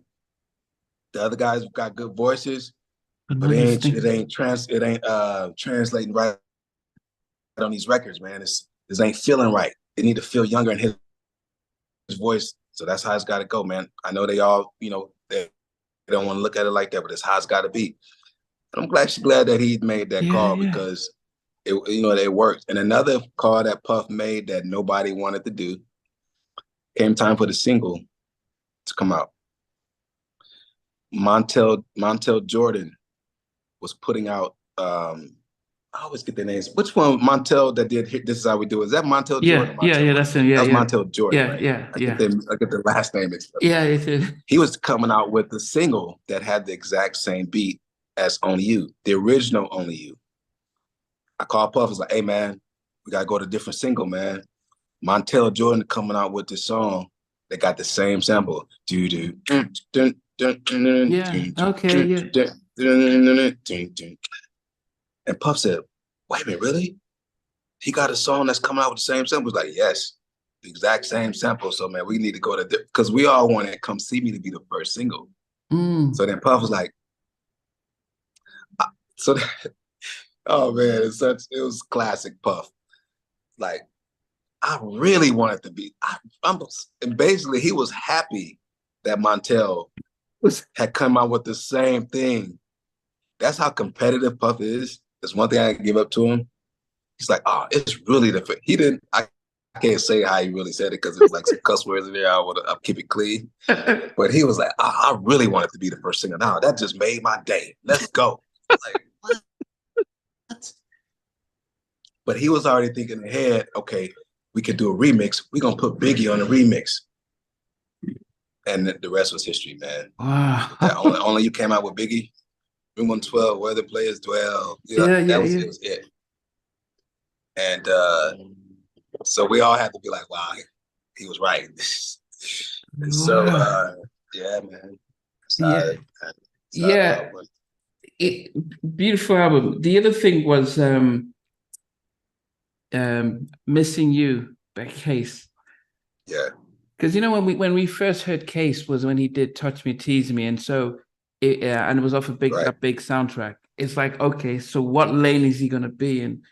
And then when you come out with I'm Missing You, I mean it's one of his signature songs. So when we see Case now, we remember Touch Me, Tease Me. That's his signature track.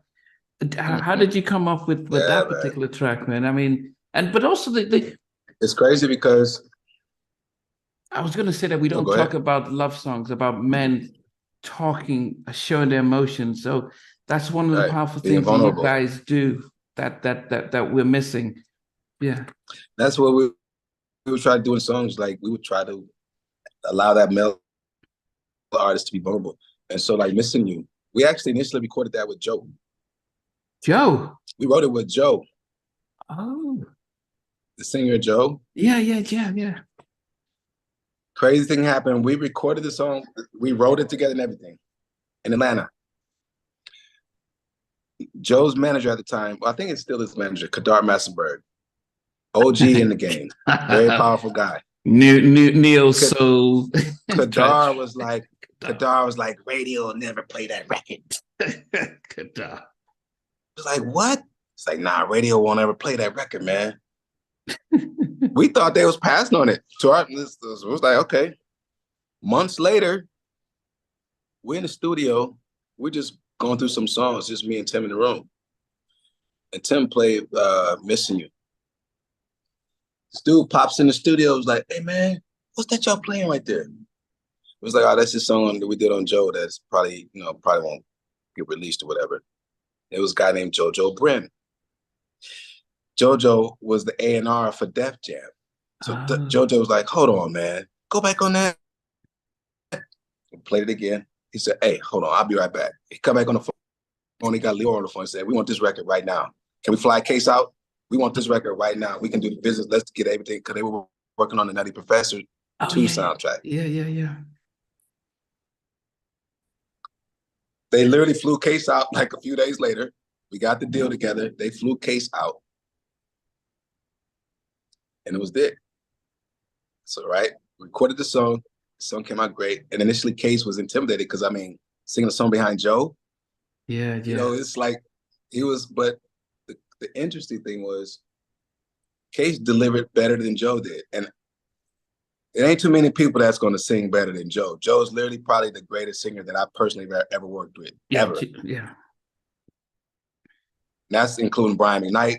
That's including so many amazing vocalists. Yeah. That's including Sean Stockman is one of my favorite singers in history. But Joe is like, it's. Yeah, no. So anyway, needless to say, Case was a little like, hey, man, wow, this is a daunting task. But he came through, man. Like maybe a few weeks later, we get a call from Kadar. Yo, man, y'all gave away that record. We never passed on the record. I just said radio won't play it. So, like, man, you've been saying that for 3 months. Our radio ain't going to play the song. It got ugly. Kadar was hot. So next thing you know, Lior called us like, guys, what's going on with my record? I hear that Kadar's blah, blah, blah, blah. We literally had to go into litigation. What? It was a settlement. Joe could release it abroad. Case couldn't at least release it abroad. What? Case will release it domestically. Joe can't release it domestically. Joe has a version that was released in the UK and Japan, and it went #1. A lot of people don't know that. Case version was never even released, like commercially released outside of the States. What? That was the agreement we all had to sign off on. Ain't that crazy? Was Kadar head of Motown by this time? Because he wasn't head of Motown. He was just managing Joe at the time, but he still he had some power. Guy. I thought Leo would have a lot more pull to be able to get that sorted without. You know what's funny? The first time I bought a G-Wagon, I bought a G-Wagon, and it was before they were released in the United States. But I knew of a source that was getting them through Mexico. It was a broker that I had met through some car guys out here. True story. My car gets delivered. I ordered a G-Wagon, and it only had like 500 miles. Now, mind you, this before they were released in the United States. So the guy called me, he's like, I got one for you. He said, it's used, but it literally only has 500 miles on it. It's from New York City. I said, I'll take it. He was black, gave me all the specs, showed me a picture. I said, I'll take it. They put it on they shipped the G-Wagon out to me.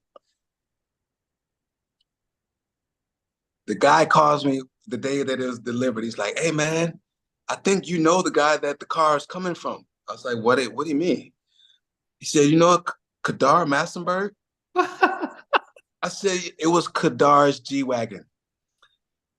I literally had we had did a deal with Def Jam because Missing You was so successful. We did a deal with Def Jam and they gave us this very, very, very nice advance. And I went out and bought a G-Wagon. Ironically, it was Kadar's G-Wagon. I'm not saying he needed to sell it. I'm not saying that at all. Yeah. No. But the cool thing was there was a cigar. Kadar hit me. He said, hey, look in the glove compartment. And it was like some nice Cubans. He said, man, congrats, man. Y'all did y'all thing with Missing You, man. You was right. I was like, wow, that's cool. He'll send me some nice cigars inside the glove box. Wow. But true story, though. Oh, goodness. Yeah, you just yeah. I mean, yeah. I mean, it was a powerful. Yeah, another song people will realize that you did was one of John B's biggest hits. They don't know. Yes. I mean, I Yeah, think we did that. We people did would it in also yeah Atlanta. We did it yeah. in Atlanta, and it was another one of those sessions, man. It was just magical. Everything just flowed, man. He went in the booth, and the three of us wrote it. Just like that was the one time we wrote like line for line.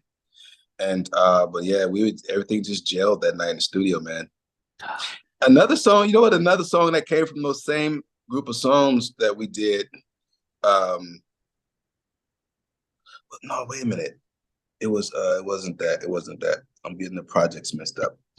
Going back to Joe, we did another song on Joe that didn't make the album. His album was, and I think you'll know this record, but a lot of people in the States don't know this record. It's Bad Girl. Remember Bad Girl from Joe? No. Oh, It ended up no, okay. It ended up going on a group in the UK called Damage. okay. Remember Bad Girl from Damage? Yes. So that It was was a with song called Bad Girl. It went number one and everything in the UK, but it was a song that didn't go on Joe's album. But we ended up doing it on Damage in the UK. They came over to the States and did it. But there was a UK, and it went number one in the UK. But this is like 97, 90. I had to look it up, but it was some years ago. But yeah, was that but different from John the one B, you? Oh, John B. You did. I know you did one with John B. yeah, but John B, like that, it was, man, that they don't know, that was another one of those special songs. It was cool because LA would give us so much advice. We'd be really frustrated because LA would tell us, like, this was before we was getting singles. LA would be like, man, the problem is you guys are overproducing. You got to simplify your music. Simplify your music. It's doing too much. Simplify your music. Have a simple hook. Don't ad lib on the first hook. Sing along with the first hook. Like, he gave us all these really specific details. They Don't Know was the first song that we was able to apply all those details where we got a single. So when They Don't Know did really well, LA, such a class act, man. He sent us 2 bottles of Dom Perignon. And the thing said, man, you did it. I'm proud of you guys. That's it. Y'all got the formula now. Wow. Yeah, it was such a cool thing. Yeah, like, Yeah, but all those talks paid off that we had with yeah, him. but then the thing about when you guys write is that there's so much emotion in and vulnerability, as you said, in the artist, especially when the guys are singing, that you can just connect with it. So you can feel John's heart when he's singing, and it just Yes. grabs you. That's why I talk about the 112 debut albums and all the tracks that you did. What is the I mean, you talked about concept, but are you thinking, because most artists aren't, when producers, when not doing that, thinking about Right. making the artist vulnerable. Where was this coming from? This sense of Hey, let's can I yeah ask you a question? Can we pause right here for a second? yeah sure Like, it's funny, I'm sitting drinking, but I have to use the restroom. yeah So, about all that. right, okay. So I'm sorry. Can we repeat the question again, please? Yeah, I think the question was really about the ability to tap into the emotions of the artist, especially male artists. And I was wondering where that sense of let's try and make our male artists vulnerable by the what we're writing about, and even just the song delivery. How did that come to become a thing? Because we had people like R. Kelly, who were writing about this, having a very different approach about we're focusing on the women, but a very Yeah. few singer-songwriters were writing about love and relationships and stuff like that. Yeah, because we always try to approach it like I said earlier, like, we literally would always try to, because Tim's mother, um, she literally was like, especially when we was, back in those days, she was like our biggest fan, and also like our biggest critique. She'd be like, that one song y'all did, I didn't like that song. I didn't like that one. I felt like y'all could have did better on that song. She would just tell us flat out. But like, we always looked at, like, okay, we want to be able to sit with our mothers and our kids and play these songs. Like, and at the time, my kids were like during that era. My kids was like 4 and 5, and like, you know, I want to be mindful of what I'm playing around them. And so it was more of a challenge to ourselves to write from a certain perspective and within a certain context and be able to convey the same message. And so, yeah, that's what we kind of looked at it as, like challenging ourselves to be able to write something romantic without it being vulgar, you know, or that something that felt romantic without being vulgar, or something that felt vulnerable. Mm. And that's why when Thong song came around, like we completely hated the idea. We hated the name. We was like, man, because Sisqó actually wrote, that's the one song that we weren't involved in the writing, was Thong song.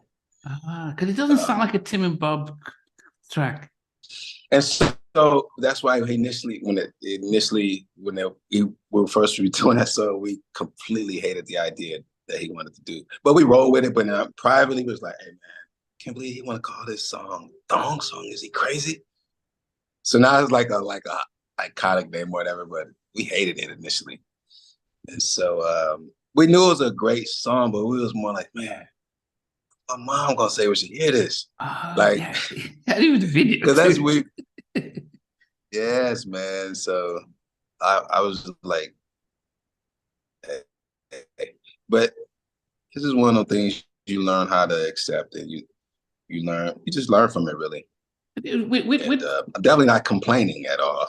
Yeah, no, with Thong, did you guys not? I thought I saw somewhere where you guys were telling him, look, this Ricky Martin's Vida La Vega, it may be a little, let's switch it around, and he thought not. Yeah, because what it was, there was like a big misunderstanding, big miscommunication between us, his management, and him, because they made it clear to us that they would take care of that, getting that cleared, like living La Vida Loca. And we just assumed that they did because, you know, they were like, yeah, we got a relationship with Ricky Martin. I mean, not Ricky Martin, but with Desmond Child. Yeah, we good on that. Whether that's true or not, somebody dropped the ball because they didn't do it. And so, like, that was one of the few lawsuits that was going on that song. So, wow. Yeah, yeah. But you know, those things happen sometimes, and you know, we got sued, you know, for Bobby V because we didn't clear the sample from Tell Me, The Last Samurai, like, and that we paid handsomely for that.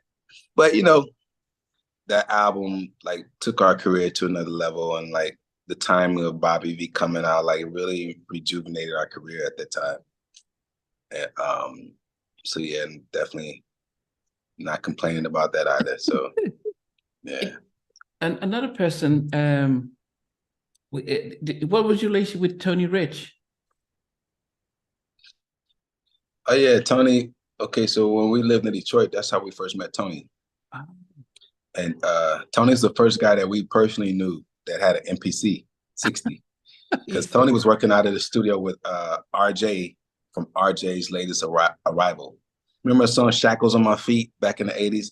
Shackles on my feet. Oh, it was like an iconic R&B song in the 80s from this guy named RJ.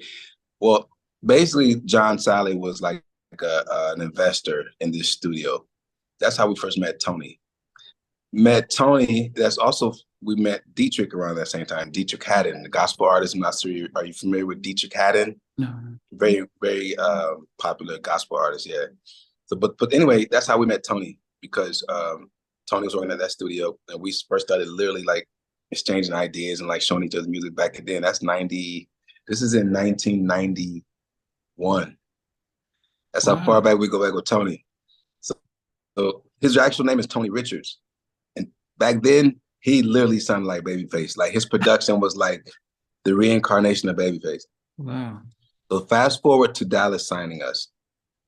We're sitting in a meeting with Pebbles. And so Pebbles was like, because you know, Pebbles put TLC together. So Pebbles was like, oh my God, I heard Dallas signed you guys. Man, I didn't know, because we had reached out to Pebbles. She just hadn't gotten back to us yet. Okay. And so she's like, man, I didn't get back to you guys in time. Oh my God. You guys have any friends that produce or anybody else that music is similar? I was like, actually, yeah, we got a friend back in Detroit. His name is Tony Richards. She said, call him on the phone right now. Whoa. We called Tony. We said, Tony, hey, we're in Atlanta, man. He's like, I heard, man. I got stuff going. It's like, we always told you we would call you. This is one of those calls. We said, play It's Only for a While. He had did the song called It's Only for a While. That was one, to this day, one of the most amazing songs I've ever heard. He played her the song. She didn't even get through the hook. She stopped the song in the middle of the hook. She stopped it. She said, I don't need to hear anything else. The next day, she flew Tony to Atlanta. Wow. The next time he went back to Detroit, he had a Grammy. What? Because she got to Atlanta. Yes. He got to Atlanta. She immediately put him to work. It's funny because around the same time, that's when her and LA were splitting up. Before you knew it, Tony was rolling around everywhere with LA. And I wasn't surprised. And then we got Tony on the Boys to Men album, the 2 album. We told Boys to Men, like, hey, our friend just got signed, man. He's dope. So that's when Boys to Men did Sit Away with Tony Rich on that 2 album. And so, but yeah, when the LA, started working with Tony, they were a production team at first.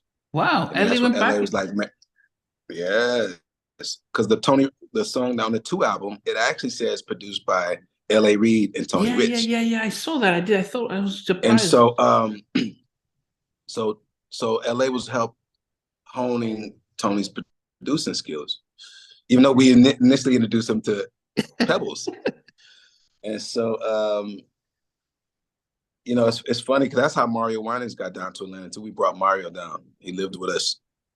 Yeah. I was going to get to Mario, but the thing is, yeah. Okay. So Tony Rich, LA was like, man, from now on, you shouldn't go by Tony Richards. You should go by Tony Rich. That sounds more like you're a star. And so, so when he did, Nobody Knows It. Nobody. Yeah. Smash to this day. Actually, Tony's brother wrote that song. Tony's brother, not even really a songwriter. He just wrote that one song. Ain't that something crazy? Yeah. Tony's brother wrote that song. Wow. Wrote the whole song. And so, so yeah, it's really interesting little, little facts, historical facts. Yeah, I mean, I interviewed the guys from As Yet with Sean and everyone, and at that time, Babyface was out in LA doing the Yab stuff, and yeah.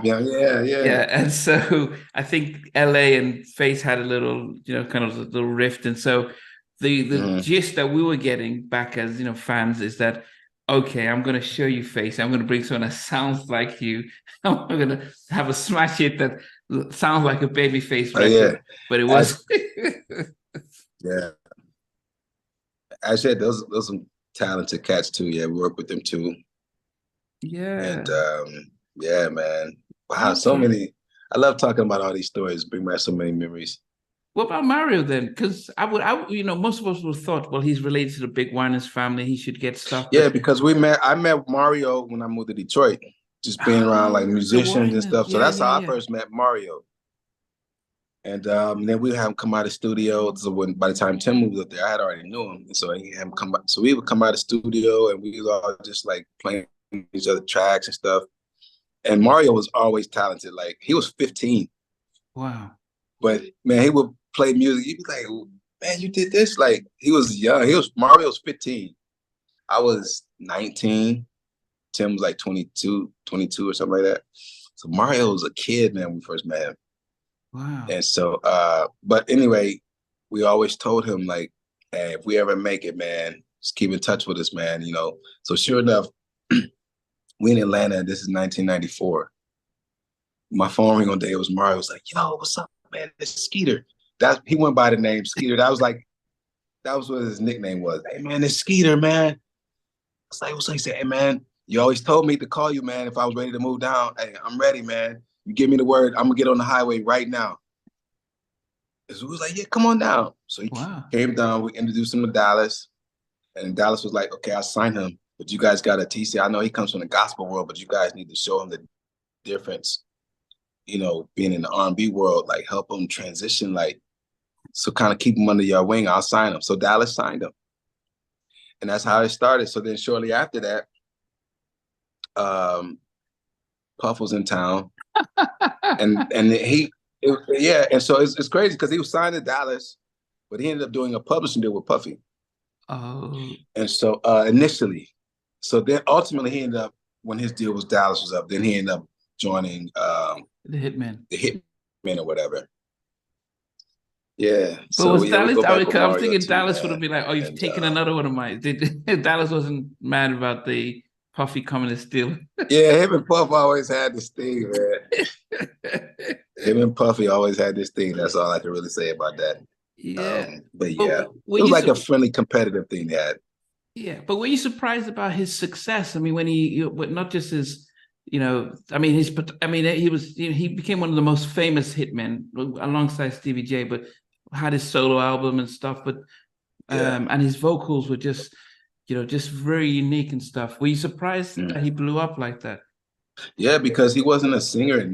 Like when Mario came down, he wasn't thinking about singing at all. Even though he came from the famous Winans family, his main thing was producing.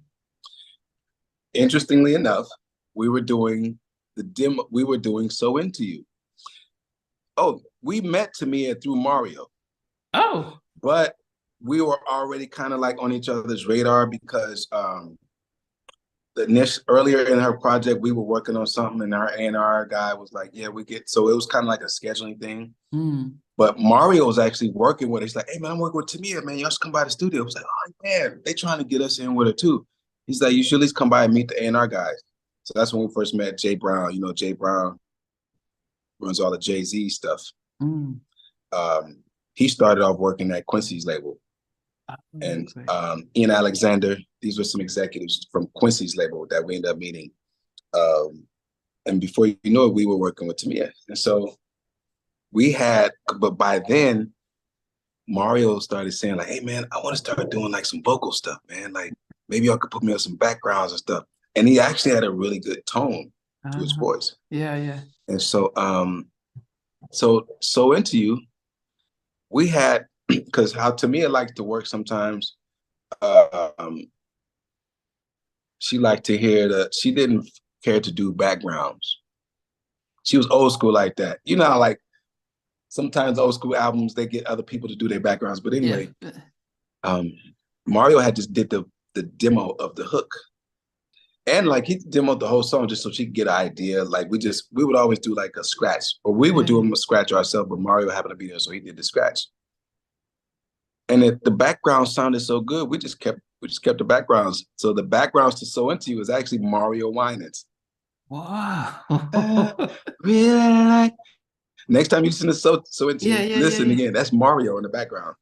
We put Tamia on the melody, so it's both of them together, but it's primarily Mario Winans. Wow. On So Into You, yeah. Isn't that crazy?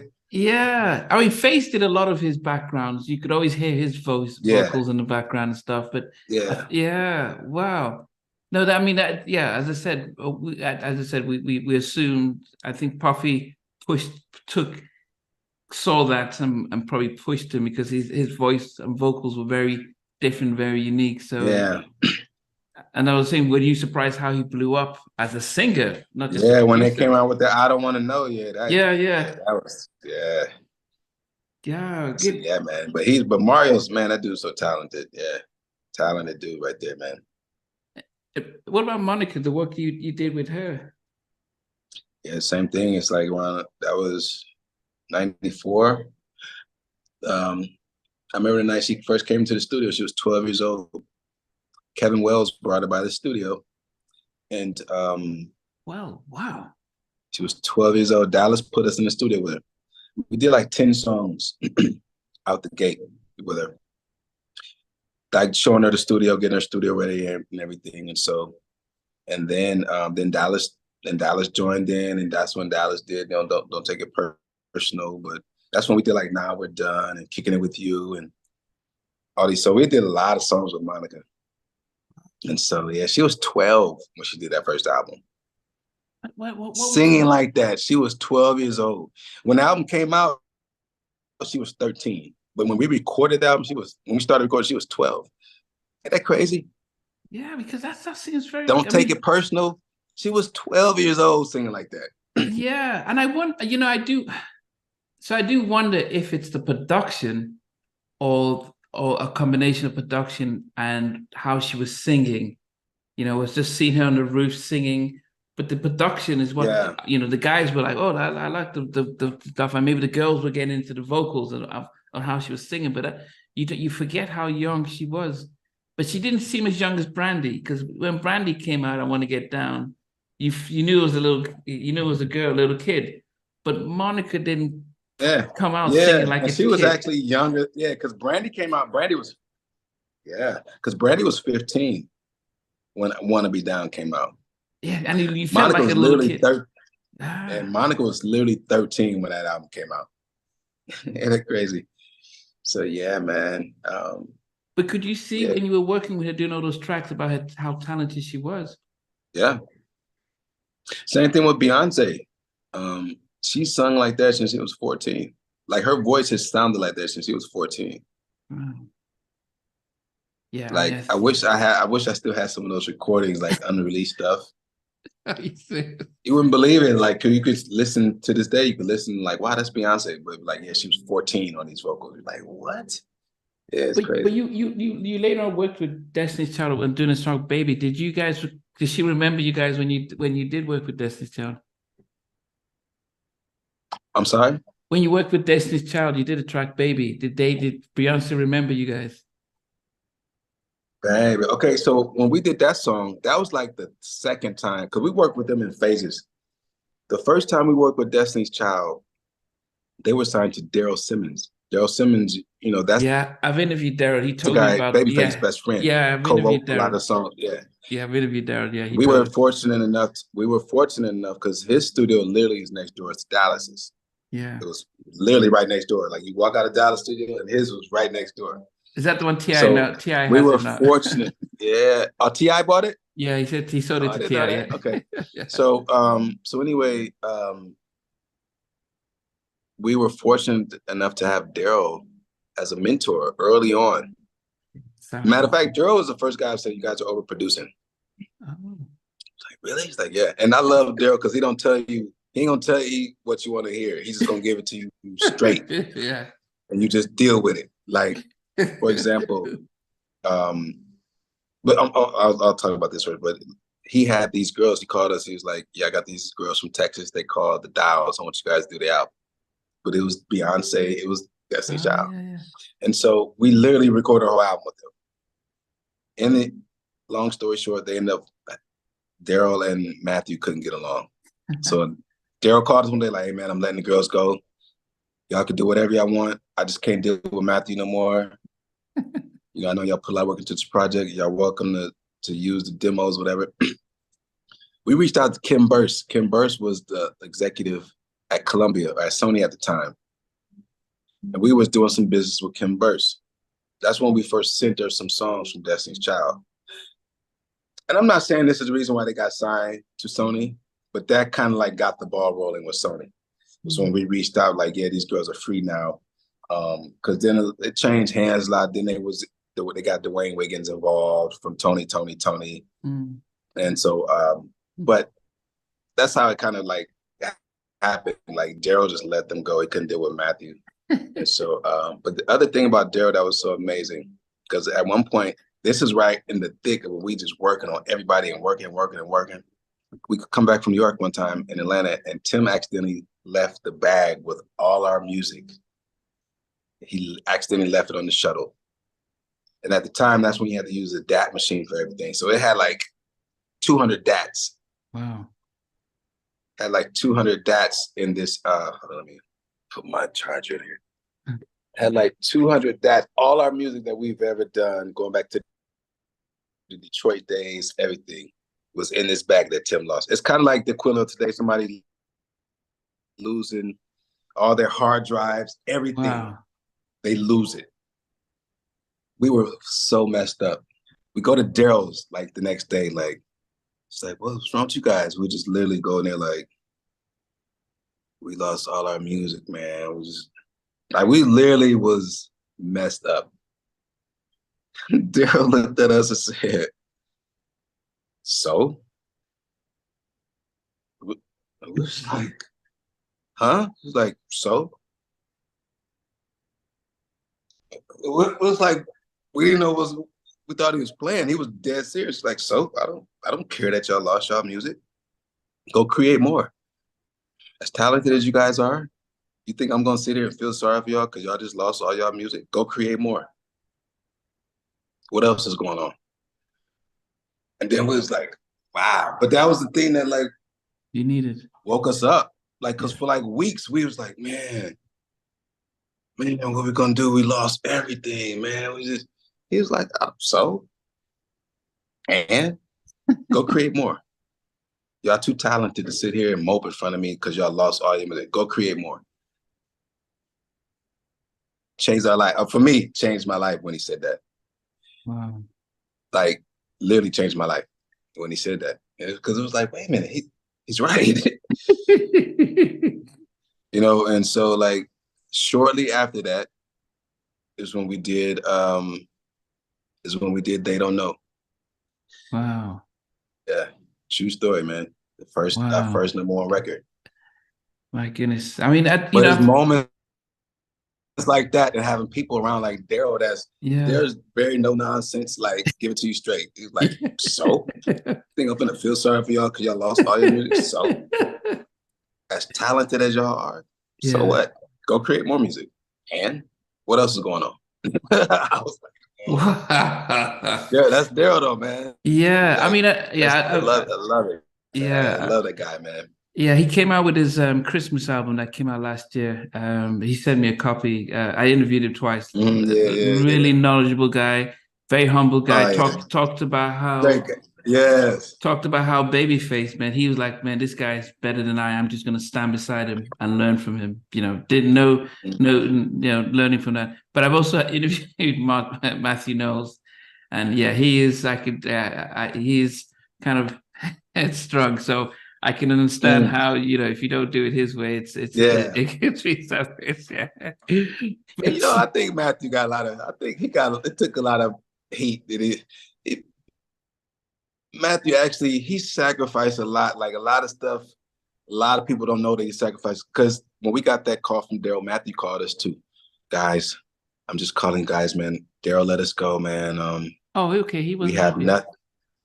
He called us too. Matthew called us too. It was like, guys, we have nothing, man. I've quit.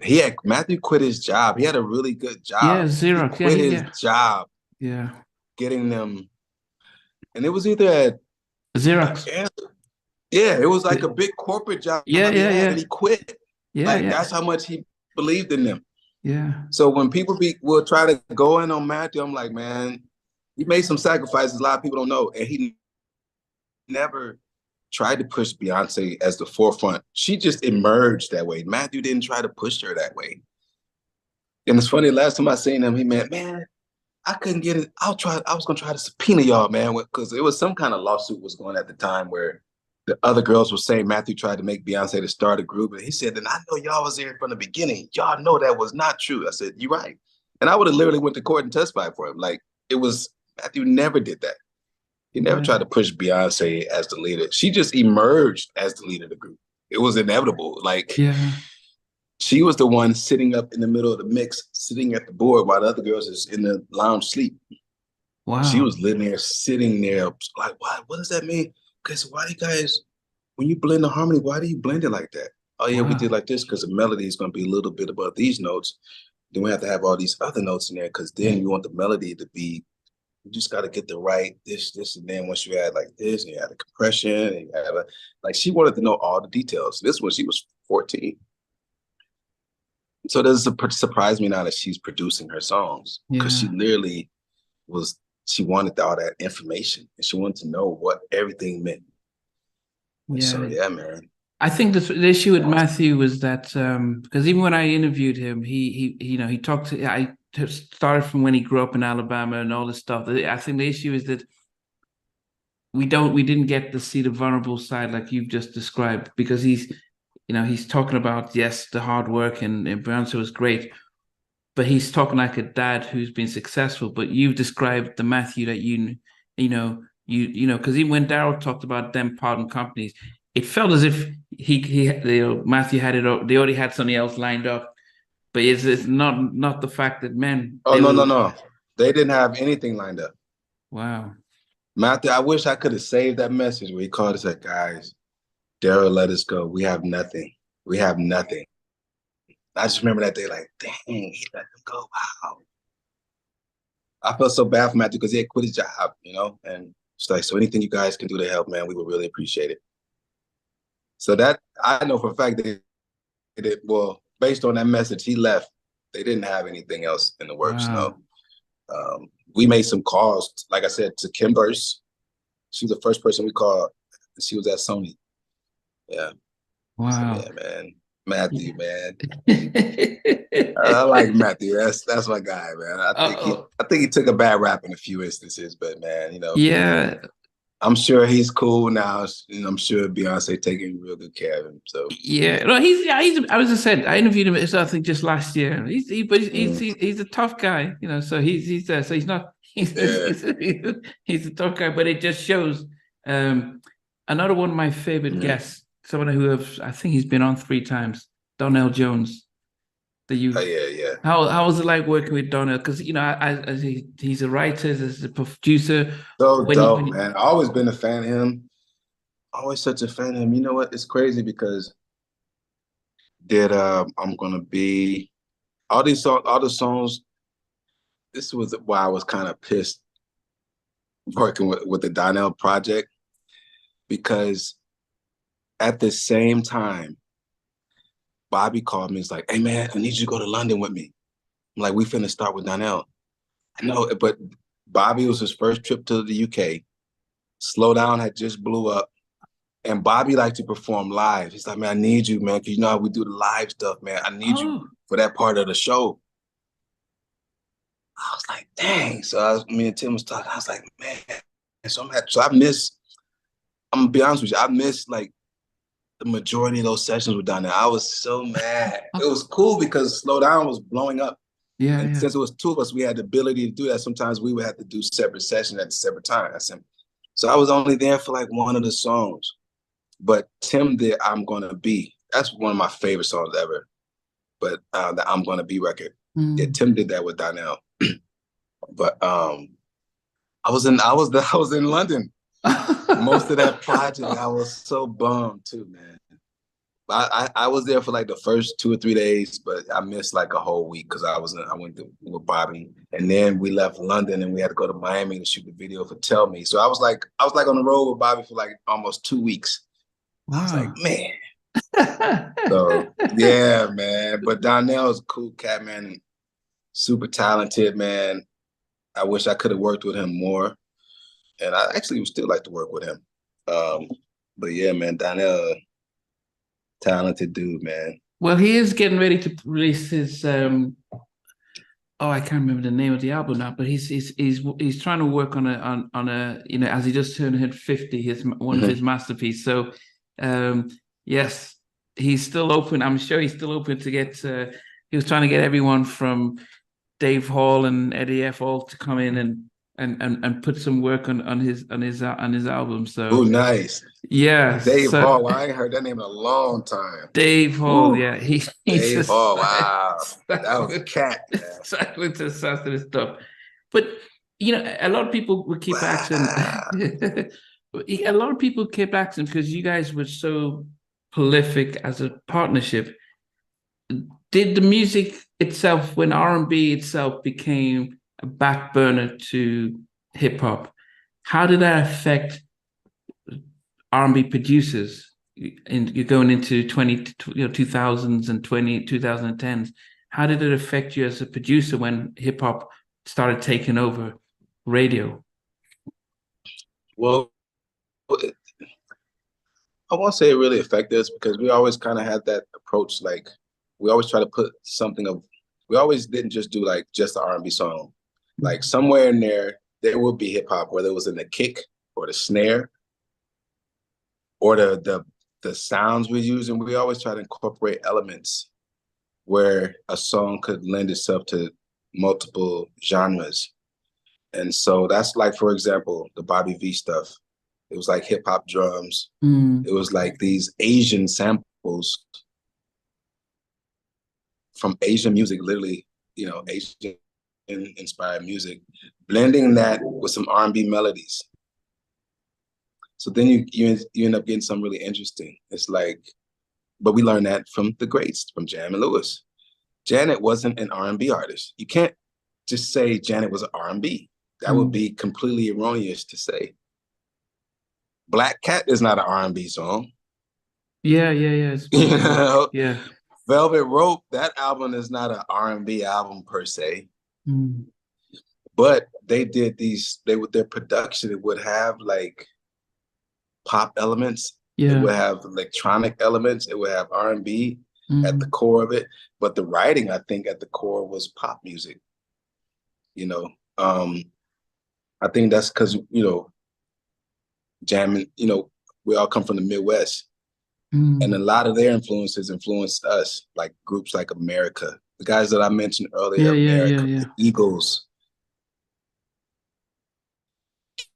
Kenny Loggins, like these kind of artists influenced their writing too. Yeah. And so, we learned that from them, like incorporating a lot of things so songs could potentially lend themselves to different genres. Don't make it just sound like one thing. But what about when labels weren't paying or promoting R&B acts? And so, because back in the 90s and 80s, I mean, they were, signing R&B and they were spending money and budgets. But towards 2010 and onwards, that became limited because they were spending more on hip hop. So as a producer, then are you seeing labels saying, give me 4 tracks, 5 tracks for this album? I'm sorry, can you ask that one more time? Let me make sure I get that right. I'm just getting by the 90s, though, we weren't getting, so by 2000, 2010, labels weren't investing in R&B as much.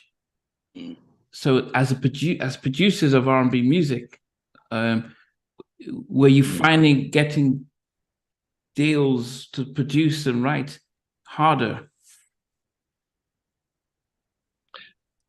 It depends if it was an artist or a label that we had history with that would trust us, or if it was an A&R guy that would trust us. But sometimes, you definitely get those executives like, yeah, we want a song like that song right there.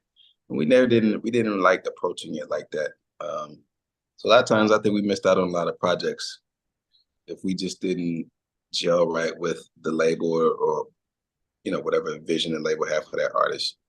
So, it's like that sometimes, and it's just a part of the business. But sometimes sometimes what we would do, they would say, yeah, we just want you guys to do one song. We'll say, all right, we'll tell you what, instead of booking us for 2 days, book us for 3 days. We'll give you 3 songs. No extra money, just see if you like the other 2. And a lot of times they'll be like, wow, yeah, we'll take 3. Or like, we like 2 out of the 3. So we would do things like that as an incentive to kind of make the label be like, hey, okay, let's give that a shot. So we would do that as well. What about when Fabulous did the remake of I'm So Into You? Did you guys get involved with that? No, we knew about that the day it came out. It was weird because we was looking at it. We was like, wow, they didn't even put our name. They didn't even put our name down. They didn't clear it or nothing.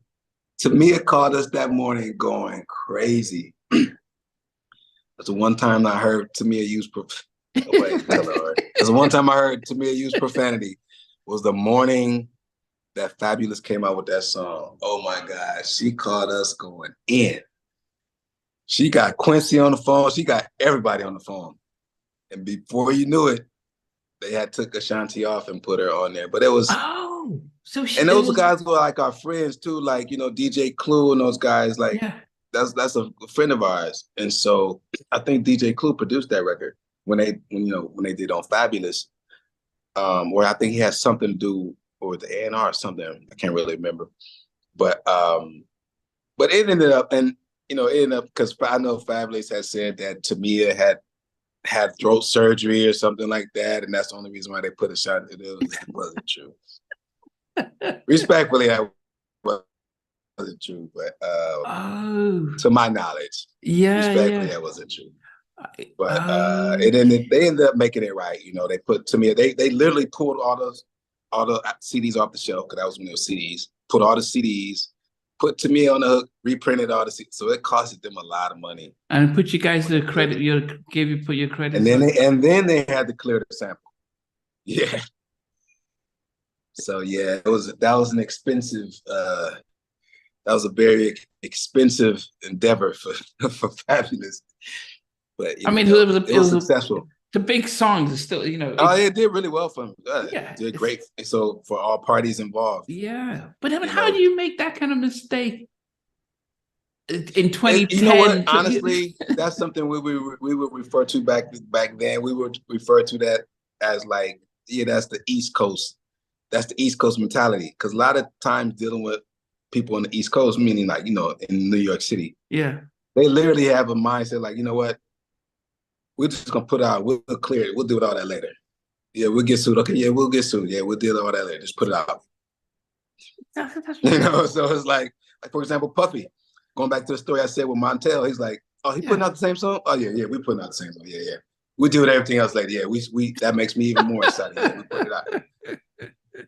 It's like a mentality they had. It was more abrasive and less by the book. Oh my goodness.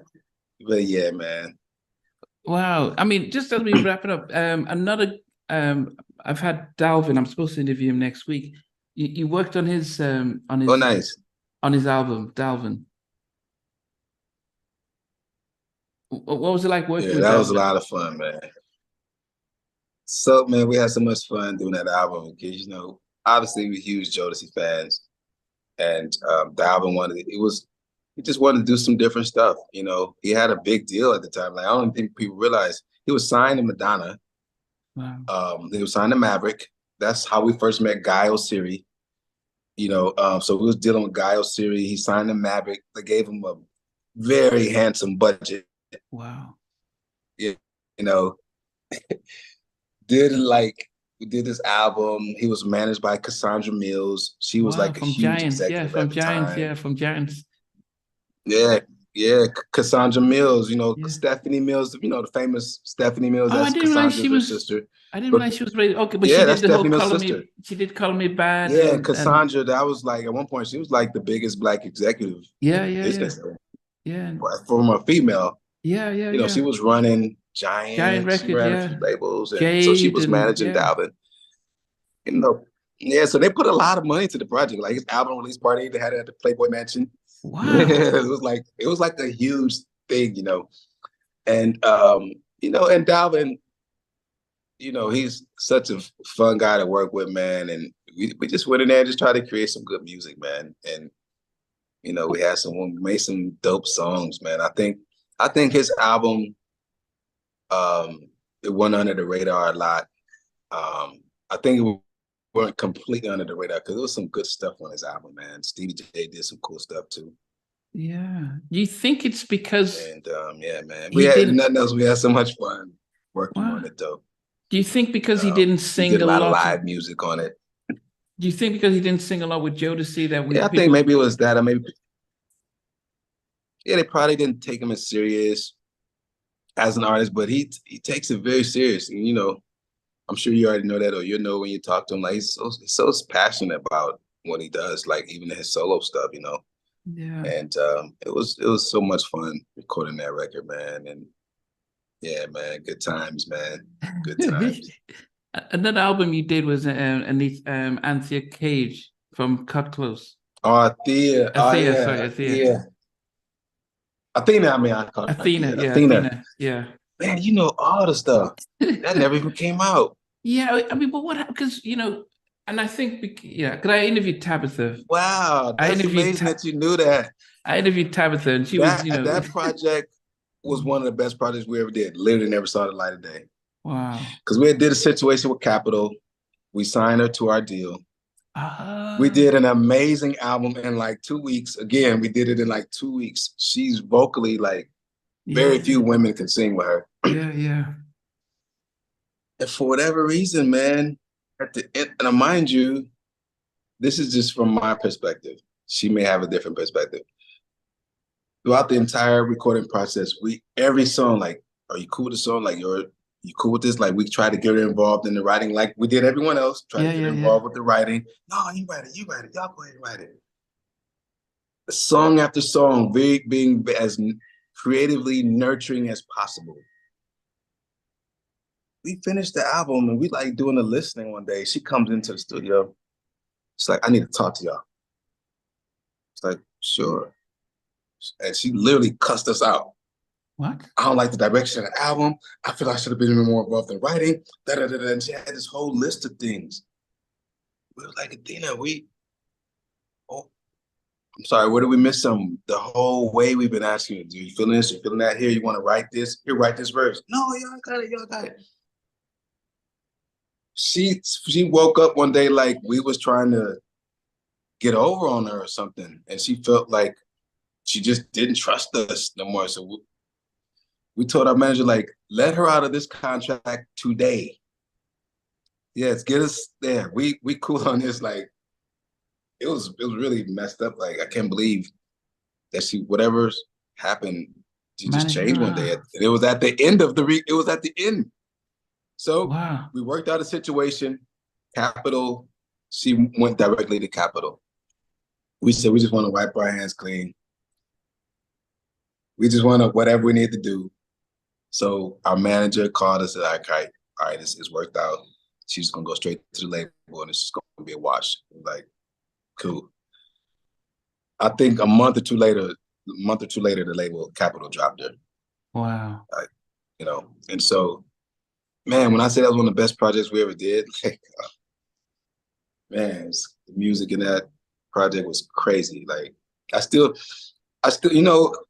Corey Rudy, I'm sure you're familiar with Corey Rudy. He did a lot of the early Mary stuff. Yeah, Corey's like, that's the guy. That's like somebody I've always looked up to even before we became friends. And, Corey got us on all the Jennifer stuff, so Jennifer Lopez.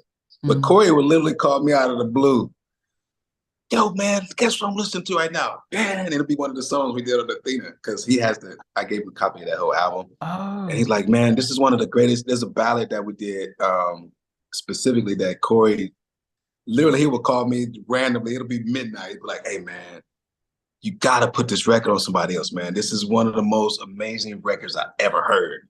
This ballad that we did, like, called Take It Out on Me, man. It was just, Corey loves that song, man. So it's unfortunate but that happens, probably 70% of the music we did never got released.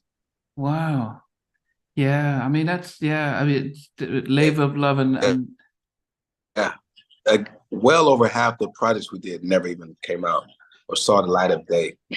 Yeah, or the label would drop them midway through the project, or some people would literally get through mastering and still label would fold.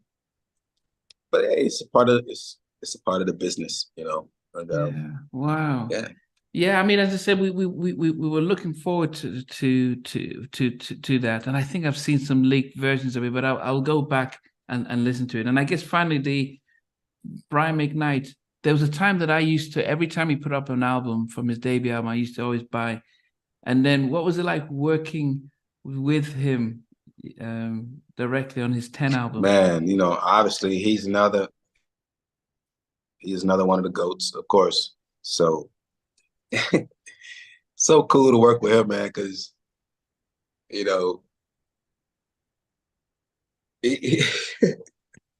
was just thinking of different instances in the studio, but man, the dude, he sings so good. It's just like, it's like weird almost, like how good he sings. It's like, and just thinking about how big of a fans we were of his music, and so to get mutual respect from him, man, is really cool. And did some great stuff with him, man. It was really dope working with him. Of course, how could it not be, man? And so, I think the coolest thing about working with him was like the mutual respect that we all have for each other. in the studio. And so I mean, but you guys, your body of work and catalogs, spoke for itself. Now, the big question that when I told everyone I'm going to interview Bob, they all says, ask Bob, what happened to the I mean, first of all, how did you guys decide it's going to be called Tim and Bob? Why wasn't it Bob and Tim or the producers or the characters? I mean, how did you pick the name of the production team? This is how it came about. So if anyone meets me and they meet Tim is far more of a talker than I am. I'm a lot more quiet. That's why when we worked together, it was perfect because I was the quiet guy in the background. I'm cool with not having the attention or that. Tim was outspoken, like up front, always. I'm introvert, he's extrovert. So when we would call and try to get on, or like when we would call to try to get people on the phone, most of the time it would be Tim that the answer that would like, all right, I'm gonna get such on the phone. Click over. Hey, yeah, this is Tim and Bob calling for such that. For some reason, remember everyone that I grew up with, everyone from back home calls me Bobby. My entire family calls me Bobby. No one calls me Bob. Tim's the only person in the world that's ever called me Bob. So when we would call places like, yeah, it's just Tim and Bob on the phone with record producers, blah, blah, blah. And so our very first production credit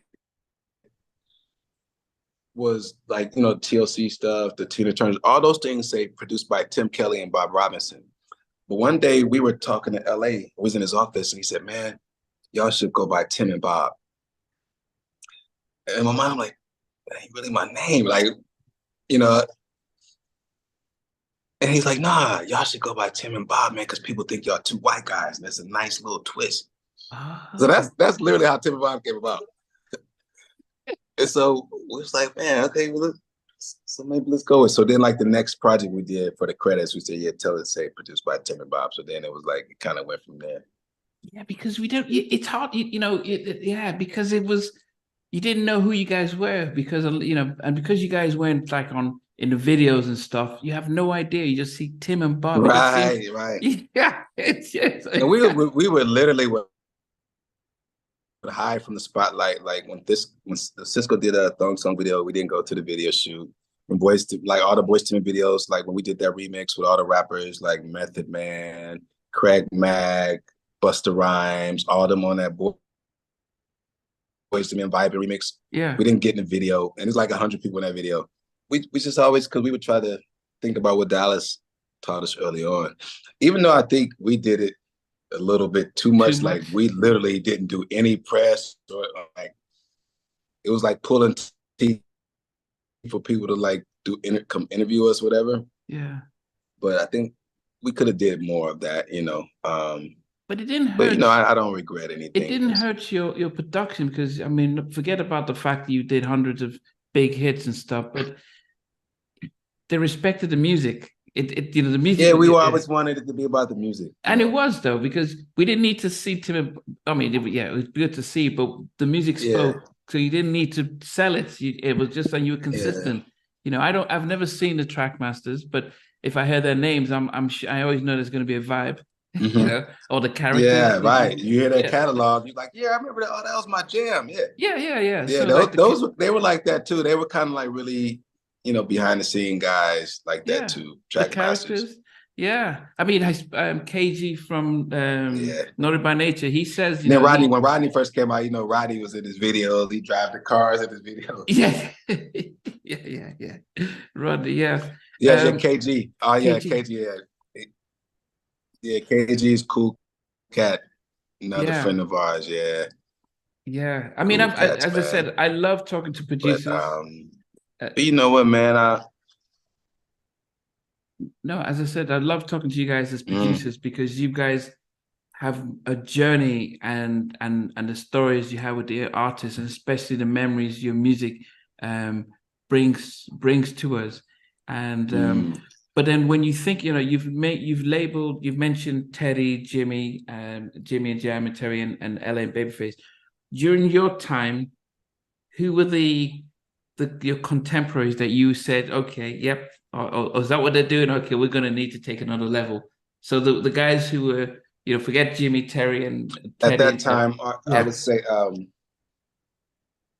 I would say, who was some other producers? Like that was when Shakespeare was hot. Oh yeah, Shakespeare, Craig and Shakespeare. Yeah. Shake was hot. Trackmasters was hot around that time. The Underdogs, Okay. they was, becoming hot. Rodney came like a few years after us, but he came out the gate killing it. Yeah. Yeah. And so, but yeah, Rodney, a lot of cats like Kenny, like a lot of cats from New York, like Kenny Smooth, Oh yeah, like from Kenny the whole Smooth, Untouchables guys. a lot of the hitmen, Yeah, the Untouchables. Stevie, Yeah. Stevie, Chucky, R.I.P. Chucky Chucky Thompson. Thompson. Oh yeah. Yes. Those guys, man. And like, we was all kind of coming up around the same time. Organized Noise. Oh yeah. From Atlanta, Um, yeah. yeah, we literally, Rico from Organized Noise, we met Rico before we met Dallas, actually. Because he was trying to get put on from TLC. So, because we had met him at a TLC video shoot before we even met Dallas. Okay. And so, but like, yeah, but anyway, like Organized Noise, a lot of What about the people from Atlanta. Neptunes and Timbaland? Well, the Neptunes is funny because the Neptunes, I was just telling my son this the other day, the Neptunes came down to Atlanta. This is in 94, in the 93, 94. At the time, Dallas was so big, like it was like getting in his studio was like getting into the White House. So one night, Pharrell and Chad is there, and they were doing demos for Joe, because they were trying to get on Joe's album. That's when I first met Pharrell, and he was sitting in the room playing me some songs. He played me this song called "If This Is the World," one of the most amazing songs I ever heard to this day. And he's still the same Pharrell way back then. So Pharrell's like, yo, man, can we just sign with y'all? Since Dallas, he got so much stuff going. Maybe we could sign with you guys. It was like, well, we can't really, Dallas is one putting us on the projects. We don't know how we could put you guys, why don't we just try to just see if he'll sign y'all? I literally went to Dallas like, hey man, these cats is in the other room. You should check them out. Yeah, I'll get to it. Dallas was just busy. True story, about a year ago, Dallas, I ran into, remember I told you earlier about Dave Gates, the guy that we had to play the music for before he was allowed to play for Dallas? Yeah. Okay, I ran into Dave at a restaurant about a year ago. He said, man, I was just with Dallas. Dallas could not believe because what happened was Dallas had ran into Pharrell, and Dallas must have said something like they must have somehow got to reminiscing. And Pharrell's like, yeah, man, we was trying to sign with Tim and Bob because you wouldn't sign us, man. I said, wait a minute, what are you talking about? I said, yeah, we was trying to sign with you. So then we wasn't having no luck. So we literally was asking Tim and Bob to sign us. And they tried to get you to sign us too, and you wouldn't sign us. And Dallas couldn't believe that. So he finally got in touch with me through Dave about a year ago. I said, yes, Dallas, they was trying to. I came into the room and told you that you got to come listen to these cats from Virginia Beach. And Dallas was like, oh my God, Dallas couldn't believe it. Yeah, the Neptunes tried to get Dallas to sign them. Oh, goodness. So then they tried to get us to sign them. But you guys didn't have any. And we didn't sign them because we was just like coming from where we come from. We was like such wholesome guys. We didn't like the idea of having somebody, because we hadn't went through enough to have like a certain business acumen yet. We hadn't been, screwed over enough yet. So we was just naive and really green. Yeah. We don't want nobody signing bound to us unless we actually have a situation for them. Then we can do that. That's why we never signed no paperwork with 112. We never signed no paperwork with Mario Winans. We never signed no paperwork with Tony Rich. All these guys, we could have been like, hey, we're going to hook you up with such, but you got to sign with us. We never thought like that. Like, to this day, I'm like, it's not like that. I'd rather sleep better at night than to have somebody bound to an agreement just so I can benefit. There's a way to do it, but I didn't want to do it and that person felt like they was caught in something where like, if I didn't have nothing right then and there for them, I don't know. Maybe I see that differently. And we probably missed out on in terms of money, we probably missed out on a lot of money, but all money isn't good money, you know? And so yeah, and definitely learned from that. But guys like Pharrell, like, yeah, every time I see Pharrell, whenever I run into it, we always talk about that too, man. Like, man, thank you, man. Y'all guys inspired us so much. I'm like, what? Thank you, man. Look at what you're doing. Like, and of course, like Pharrell is on a different level now. Yeah. But Yeah. super humble guy, man. Like, but yeah, Dallas could have had all these. So many people went through Dallas studio. It was crazy. Yeah. So many people, man. Yeah. Just as we finish up, everyone would ask. Well, there's one question that came in, and Dub Sonic asks, what drum machines and keyboards did you use for your early hits and the first Bobby V album? I don't know what a drum machine is, but yeah, we used we used the MPC. We always use the MPC 62, 2000. You know, it was crazy because we were very late to the Logic game. Like we refused. It took us so long to go away from analog recording. Like we were so old school, man. We was used to like recording on 2-inch reels. It took us forever to transfer over to Logic and like get into that world. But early on, we used all the. You were talking about Bobby V? Okay, let me think about Bobby V. A lot of the Bobby V stuff was samples from like Last Samurai. We would sample things from a lot of Asian films. Wow. To create something different. Like you hear like a melody with like a Asian. It's something about the way they record their music, and like something about the texture in it that when you put it on a beat and do other things around that, you build it around certain things, like you just get a very unusual sound. And so so a lot of it was sample based. To answer the question, a lot of music around Bobby V's album was sample based. But when we did a lot of ballads, it really was simple, just MPC. We would do a lot of live stuff, but we always used a live Fender Rose. We always record live guitars, acoustic, and some electric stuff. Couple songs, I put an organ in, B3 organ. Like Love Dream. There's an organ in that song, Love Dream, that ballad. And then, yeah, we always just try to have some really knocking drums, very melodic, because that's like an interesting combination. Big beefy drums with something very melodic on the top of it, and add like some textures in to kind of bring in certain colors. So yeah, we would always go with the analog stuff, like the Moogs, the Roland D70, all the Roland products we would use. And then more recently, like some of the last projects we did together, I'd say we would use a lot of stuff like Atmosphere, get into like the VSTs and stuff like that. And so, but a lot of it would be sample based.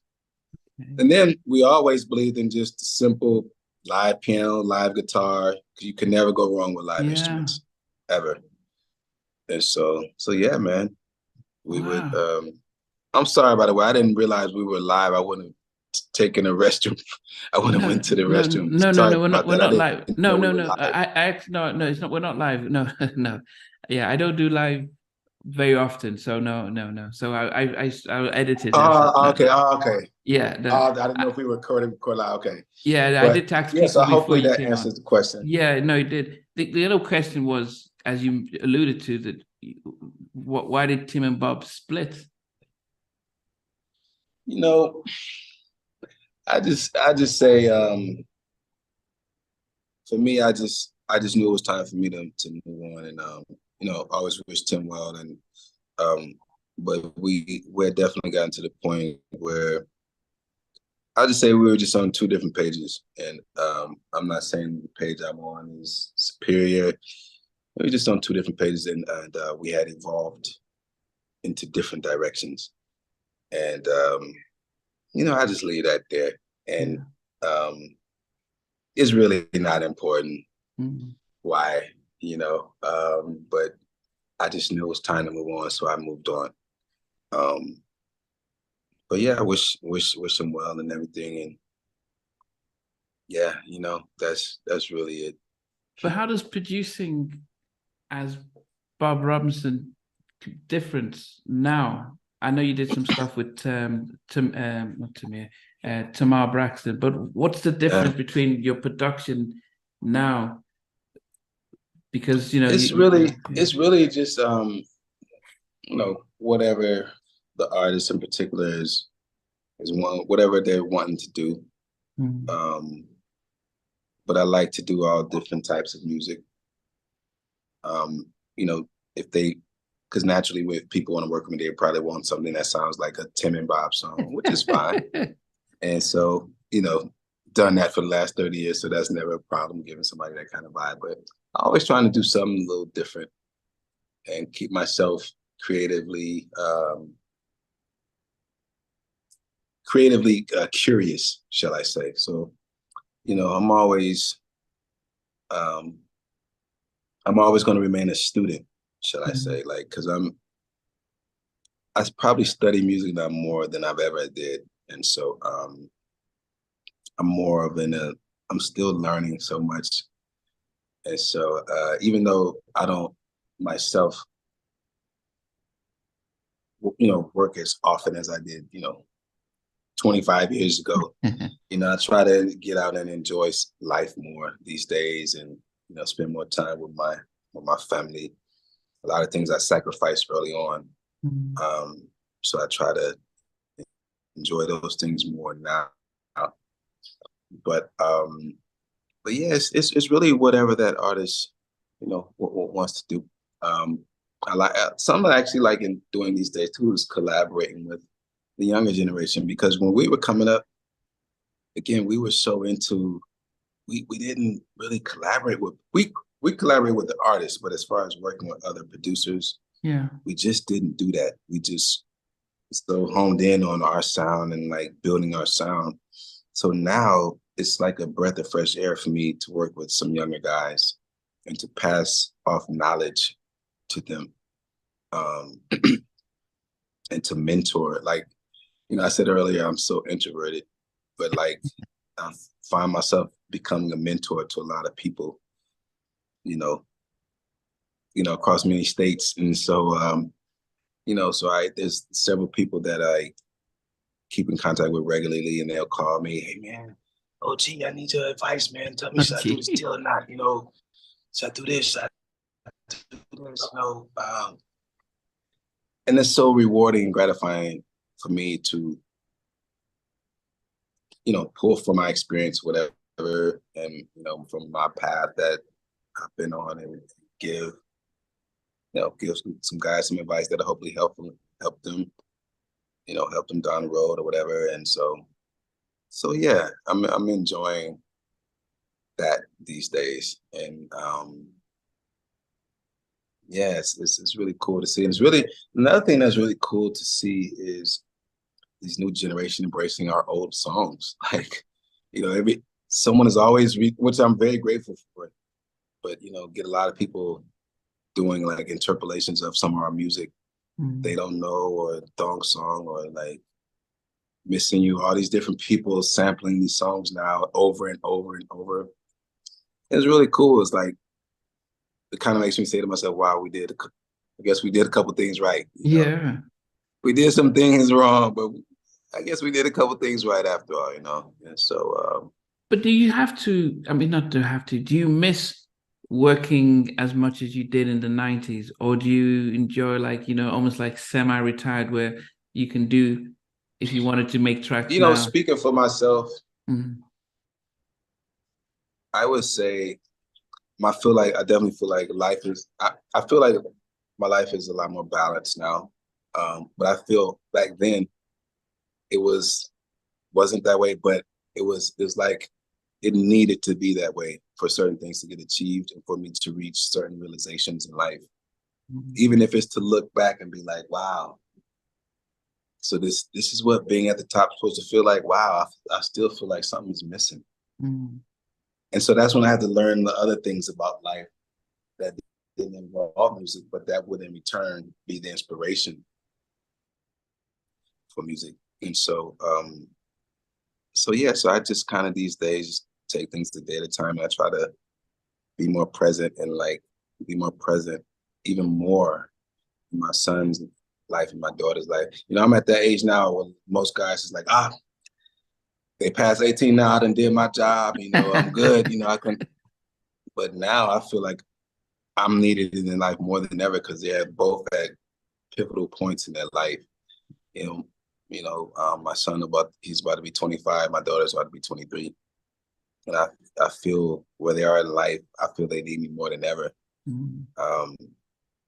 And it's good to see them where they at in life now, both doing so well. And but make no mistake, like I still, you know, I'm sitting in my dining room, but all my music stuff is literally because my studio is up there, but look, my dining room is filled with music stuff right here. Okay. So make no mistake, like it's definitely still very much a part of my life. And I'm working on some things now for a friend of mine for his corporate side. So I'm doing like some other things, really fun projects, like curate music for a friend of mine who's one of the top developers and architects, you know, here in LA, and he has a very successful firm. And like, so I'm curating music for him and for his like these different lines, you know, high end, because he like builds like $50 million homes. And so like I'm collaborating with him with the music for his, that's kind of like going to be like a signature for his product, you know. So curating music for that's something that I'm doing right now. Like, so I'm trying to do projects that I haven't done, or types of, you know, I work on a lot of random stuff that people will probably be surprised. And like, wow, you work with that person. That person's actually unsigned. I'm like, I know, that's why I wanted to work with them. And yeah, that's exactly why. And so yeah, I like working on different things. It just kind of just depends on my mood that day.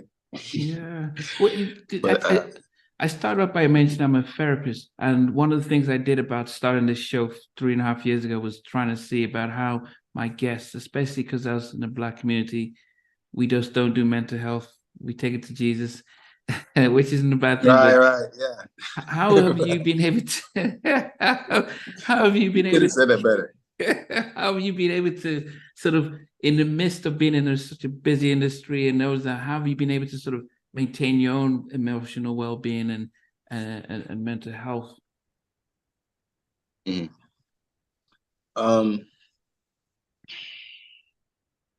You know, I would say like I'm definitely a work in progress, and I will continue to be, like, because like I said earlier, in music and in life, like I just will always forever be a student and remain as best I can, always remain teachable.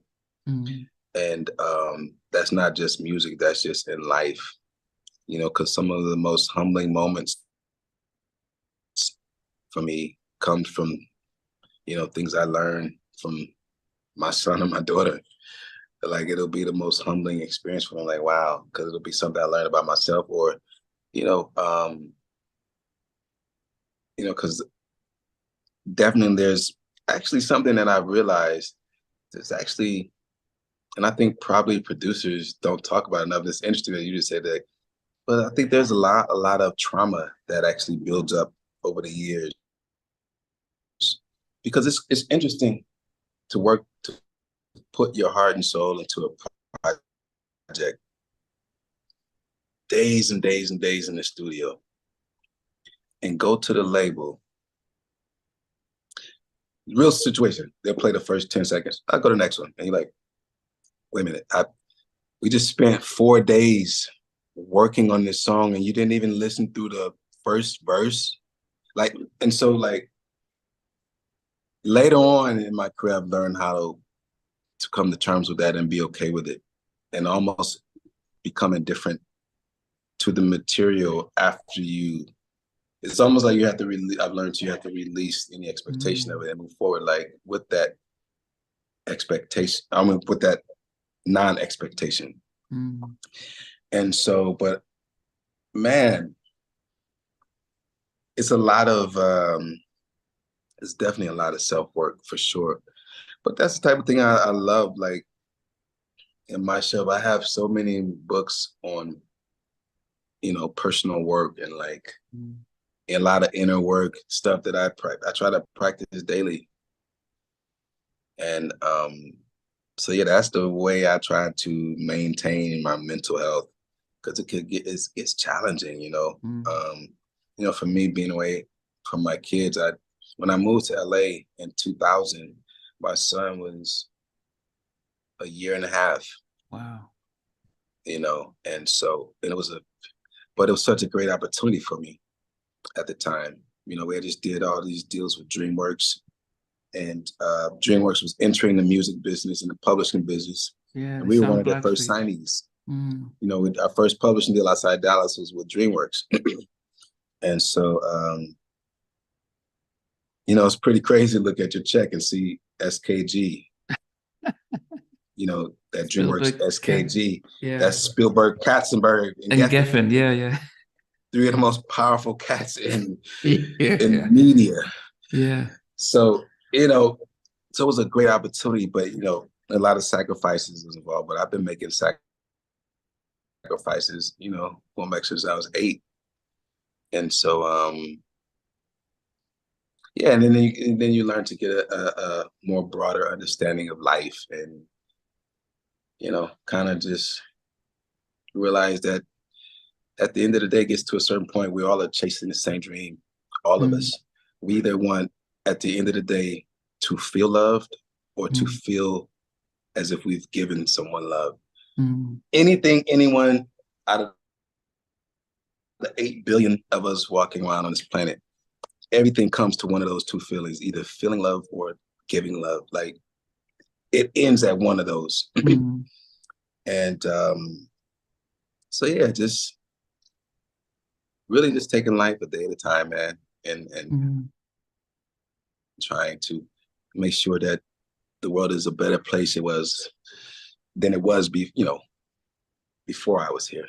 And so that's really it, man. And yeah, I think you said something about the creating music and it not being appreciated, and some of us have our self-worth in those things, like, oh man, and then someone rejects it, and it's like someone cold calling, and I said, I'm not interested. Well, it's not as if I don't like you, it's just I don't interested in what you're trying to sell. But then if you attach so much into it, you can't imagine how that would poured feel. your heart into it, man. Like, yeah. Wow. Yeah, man. It's challenging, man. But still learning from that. You have to learn detachment. Not to attach to a certain outcome of certain things, and that's not just music. That's life. And these are things I try to teach my son and my daughter. Like a lot of experiences I've had in music, I haven't always done things the right way, or even in life, I haven't always done things the right way. But at the end of the day, I try to be a person that they could be proud of, like my son and my daughter. And so, yes, man. So yeah, a day at a time. If we just wrap up and try to say, what would be your 5 favorite productions that you've done over the years? If you think of your, if you had to meet, if the Library of Congress says, okay, give us your 5 best songs that you're going to put up in the vault, which 5 would you give them? Well, I would say "So Into You." And I just think, like, every time I hear that song to this day, I was like, man, it's just such a good feeling when that song goes off.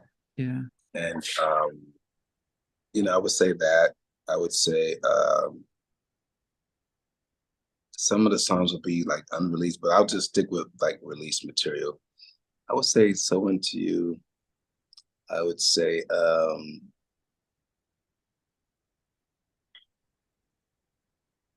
wow, that's a tough one, man. That's Fine, really sir. tough, man. Yeah. I would say So Into You, Slow Down, because I think Slow Down was very innovative Yeah. at the time when it came out. I don't think anything was sounding like it. Uh I think so I would say So Into You, Slow Down. I would say 50 Candles by Boys to Men. Um that's really tough, man. Man, I don't know. I don't know. I think I would have to. Yeah. Well, yes, that's tough, man. 50 Candles, Slow Down, So Into You. Now I probably Missing You, and I don't want to say it because like these are songs that are still playing. I don't want to, cause I don't want to sound like self-absorbed, but like I feel like Missing You, um, so melancholy, like Yeah. so melancholy, and so I would say Missing You, So Into You, Slow Down, 50 Candles, and then uh, I don't know. What would you say for a fifth song? What would you I think? think the They Don't Know is a very Oh yeah, emotional they don't. track. Yeah, they don't know. Yeah, man. I mean, as much as I said, it's not we're not There it looking at is. your That's my biggest. five. Yeah. They don't know. Yeah. They don't know. Missing You, Slow Down, So Into You, and 50 Candles. Yeah, because I think 50 Candles, like at the time when we did that song, and we were in such a zone with Boys to Men. Like when we did that song, it was like it was just magical, and we wrote that with Sean Stockman. Well, Sean actually, Sean actually wrote that one by himself. Oh. From what I can remember, I think Sean wrote that by himself. We had just gotten into Philly, and Sean literally wrote that by himself. Yeah, 50 Candles. Yeah, so that's my five. You're probably best to answer this compared to because Boyz II Men seem to get a bad rap. Especially I think Dallas had an interview a year or two ago where I saw that. I couldn't believe. yeah, he I gave the think Dallas went a impression. little hard on him, man. Like Yeah, he I gave the felt so impression. bad. Yeah. I felt so bad because I won't even go into that, but like, No, yeah, and I but can see from yeah. Dallas' perspective. But there's definitely another perspective to what Dallas was saying and like the other side of it. But man, Dallas, he went in on them. I was like, wow. And unfortunately, they gave it. So because I've seen Dallas talk recently, and he spoke about that, but I also saw um Sean and Nate Chilling. talk. No, I've heard Sean, Nate, Oh, and talk about from their point where they were frustrated that they were writing songs and the label yeah, didn't want to put their songs up there, and so yeah, they're like, look, we're writers. We like you mentioned, Sean wrote "Count 50 Candles," and many producers wanted to put their stuff on the album, and the label was saying, "Yep, they're the big producers. We put their stuff," and so they were trying to get their stuff in.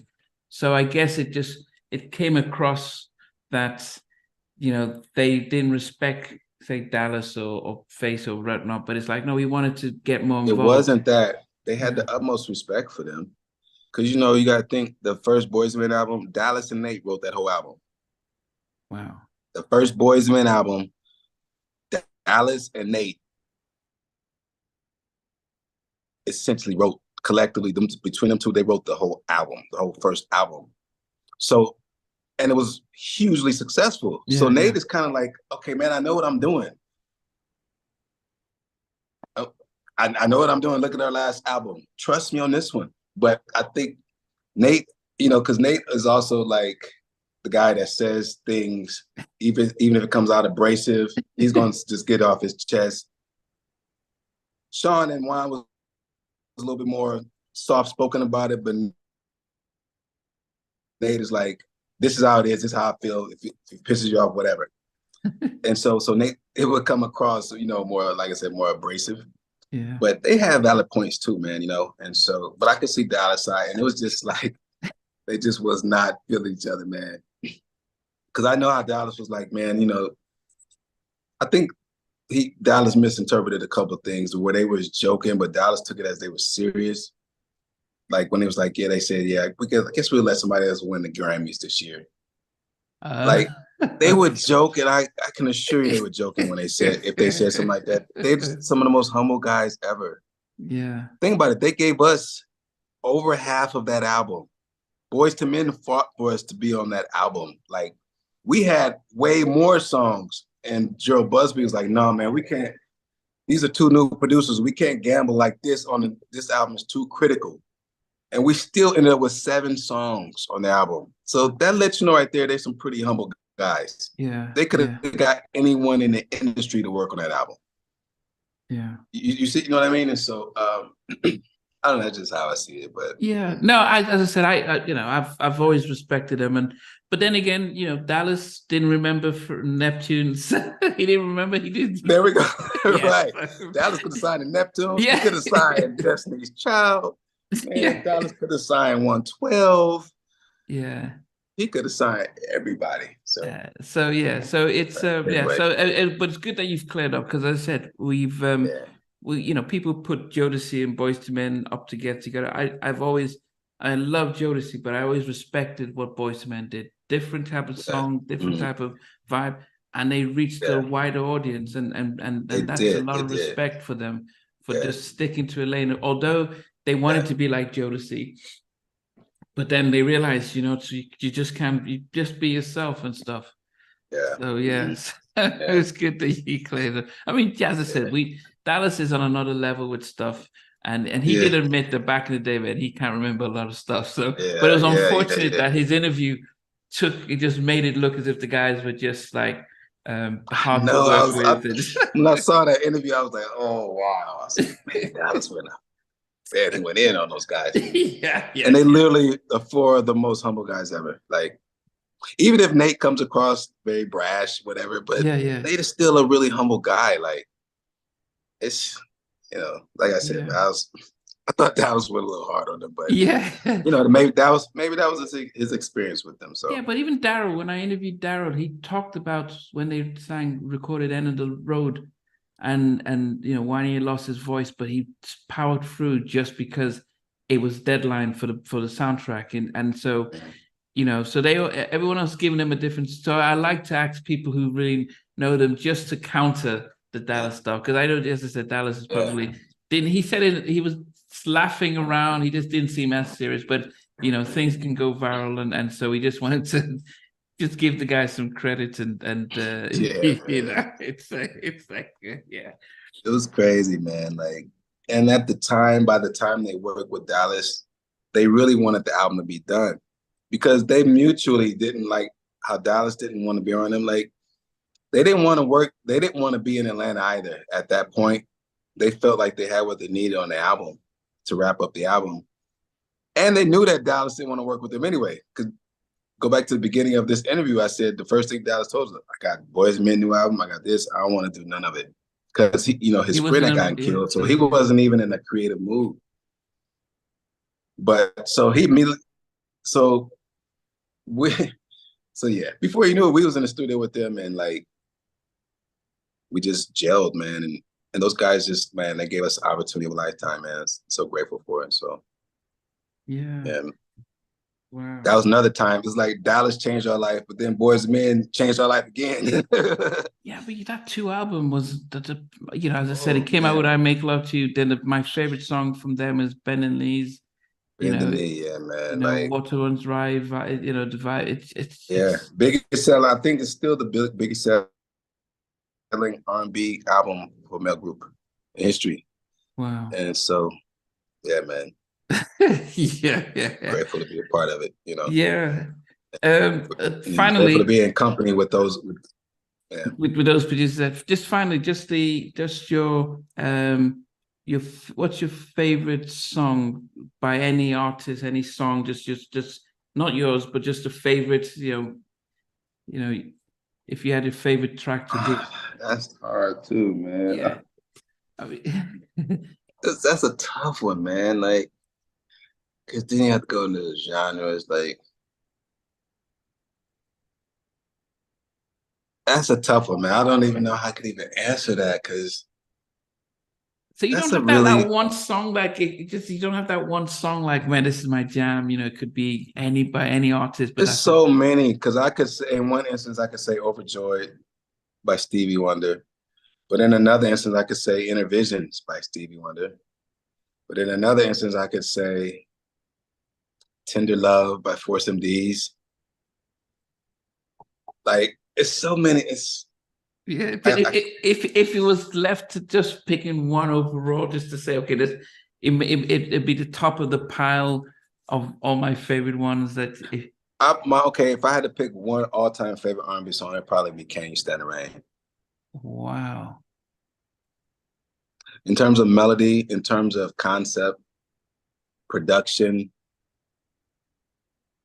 "Can You Stand the Rain." There you have it. Yeah. wow, That's that's arguably the greatest R&B song ever recorded. It's yeah, arguably yeah, of all time. Like, if you look at everything, the production, the time where music was at that moment, where New Edition was in their career, mm, and that whole album really, but like that Any Heartbreak album, probably to me one of the greatest R&B albums ever in history. But like that "Can You Stand the Rain," man. yeah. I Man. mean, yeah, it's a black anthem. If I run a daily poll. If I put that up against anyone, it would always win. So I stopped putting it up because it And the way was, they wrote it for New Edition's voices, like yeah, yeah. what they were considering, what Jam and Lewis had to work with to write that for them, man. And that's not nothing against New Edition, but it ain't like they was like Brian McKnight and like Wanye, these Yeah, yeah, guys. yeah, yeah, They yeah, was good enough singers. They were entertainers more than anything. Ralph had a yeah. good voice, and Rick had a good voice too. But it was mainly Ralph and Rick. And so to write that, like, that's a masterpiece, man. You Yeah, know. yeah. So that's Okay. I would say Kane Yeah, we got it. And then favorite movie. What's your Stand the favorite Rain. movie? My favorite movie, probably Good Will Hunting. Wow. Okay. I don't know something about that film. When I first saw that movie, I cried like a baby in that movie theater. When I first saw it, I wasn't expecting it. And the story and the time I in my life, because that movie came out when my parents were divorcing. They went through a really, really Ah, bad divorce. And like where I was at in my life when I went and seen that film, I cried like a baby. And wow. the thing that was Matt Damon's like first project like that. They wrote it and like Oh, is that the okay? That was with Ben Affleck, they right? wrote that, man. Him and Ben Affleck wrote that film, Oh, man. yeah, yeah, yeah, yeah, yeah, yeah. Like, and Robin Williams in that film, Yeah, like, yeah, yeah. yeah, amazing film. Just about life. Like, Yeah. I could relate to that so much. Hmm. So Yeah. yeah. My favorite is Schindler's List, Oh, followed and I by was gonna ask you, Color. what's your favorite? Schindler's Yeah, List. Schindler's List, followed by Color That's a Purple. film that I probably should go back and watch. When I saw that years ago, I fell asleep on it as a kid. It was a long time ago, but I actually would go back in. Yeah, it's just No, it's not. the I wasn't a kid, but I was much younger. But yeah, but it's the story of the redemption. You know, the guy started off looking to make money, and then just money didn't become everything. It was about people, and you've shared about your own journey. You know, about giving opportunities to others, and how much money you could have made off of others, but you've thought about building and giving into somebody and sharing, and that's what that Schindler's List was all about. In the oh midst of all wow, the atrocity, he transformed, and I get emotion at the end every time he thinks I could have oh done more, I could wow, have done more, and it's like you've done enough, but it's no, I could have done mm, more, and you start to think wow. about because he started off trying to be building and becoming rich, and then he wanted to his wealth was in the lives he touched, very similar to what you've been sharing about the opportunities you gave I the need to artist. watch that. Yeah, Actually, I'm gonna watch that again. yeah, Schindler's List. it The definitely definitely. Spielberg did that, right? That was a Yeah, Spielberg film, right? Spielberg, Spielberg. yeah, it's a Spielberg film, Yeah. yeah. It's a Spielberg film, yeah. Man, Bob, you've been great. And It's I'll be been honest. I'll be honest. Like, I would have to say Goodwill Hunting, but honorable mention, I would have to say Color Purple. I will have to say. Yeah, see, that's another one that gets me emotional about that Yeah. journey. That especially at the end, the little stuff. Oh man, That movie is amazing too. Yes. It's and that's the thing about me. I've spent a long time talking to you today, hearing your story, and the whole idea about doing this was for people to be inspired. I've interviewed over 100 artists and producers since I started this, and 90% of them have all been taken advantage of. Have been taken advantage of by others, and so we're hearing the horror stories. Oh, congratulations! But we've been hearing the horror stories, but to hear you talk about helping and the redemption and supporting, that's a very different story, which is really inspiring. And I hope that other people who are watching will say, we don't always have to make make the money and stuff. We can share, we can lift people up, we can make life better for others and stuff. Yes. And so, Mike and Slim were very complimentary of you guys. They really thank you. Yeah, those are my brothers right there. Yeah, I love those guys. Yeah. So as I said, it's been, it's great to be able to see, because we don't necessarily hear from you. So be able to get you to share. Yeah, thank you, man. Hey, you know what? Thank you for having me, man. And it's been a pleasure. And man, we have to do it again sometime. Oh yeah, definitely. As I said, definitely. I mean, this would probably go out over 2 weeks. What I mean is, like, I chop up in a little section. Okay, yeah. And then and different episodes and stuff. I also would probably need to get a couple of your pictures, because there's very few pictures of Bob Robinson out there. So if you don't mind sending a few, so when I do put it together. Oh yeah, okay. Yeah, sure. And sure. Stuff. It's I really appreciate this. And but anytime, if you have stuff that you want to put out, if you ever do like a Christmas album or stuff and you want to promote the stuff. Yeah, I'll let you know for sure. Yeah. I'll let you know for sure. Yes, sir. Yeah. Are you gonna do it? I mean, now you could just release it and stuff. It's so easy to do stuff now, is it? Yeah, there's a couple things on the table that I've been thinking about doing, some collaborations that I have that are like coming up. That's some pretty cool stuff that I'm looking forward to. I definitely keep you in touch about that. And so it's just, like I said, just yes, life is beautiful, and I try to, live each day as such. And that's it. Just taking things a day at a time. That's it, man. Yeah, definitely. Well, yeah, as I said, there are loads of I used to live in LA, Redondo Beach, for a number of years. Okay. Yeah. Nice. Yeah, I used to live. I miss LA, but then again, since I've left, it seems as rain has been falling and mudslides. It doesn't seem as not the LA that I remember. Yeah, the weather this year has been crazy. It was like the most rain we have received, and then it was like, last year was fire. It just seems. Then the fires is like the biggest fire. Like, would you ever leave LA, or is that home? I love LA. Like, I think LA get a bad rap sometimes, but I probably always live here. I definitely plan to, because I used to live between here and Atlanta, so my son lives in Atlanta, so I definitely probably eventually would like to get a place in Atlanta again. Okay. And so I'm open to other places too, but I probably will always. Yeah, not the Midwest though, because not the Midwest. I like to go back and visit the Midwest. It's always home. Peoria is always home. I went to college in Milwaukee. Oh, nice! Right up the street. Not that far. 5-hour drive. It was about an hour and a half or so from Chicago. But it's really close to Chicago. Yeah. Midwest. I didn't like Milwaukee. Milwaukee. I didn't like Milwaukee at all. I would say Chicago's a much better town than Milwaukee. It definitely is. And but yeah, man. I just want to say again, thank you for having me. I appreciate it, and it's been nice sitting here, chopping it up with you. And I look forward to the next time. Yeah, thank you. It's about 12:30 in the at midnight here, so Oh wow. yeah, it is late. And I've got therapy tomorrow morning and stuff. Okay. But this was better for me. I'm glad we started early so I could get enough of this. So I appreciate it. But I don't have my phone, so I have no access to Instagram. Yeah. All I had is your email. But hopefully by Thursday, I'll get it back and I'll be able to follow up and stuff. But I appreciate Yes. your time. I appreciate your story, and I'm definitely going to get you back in. Definitely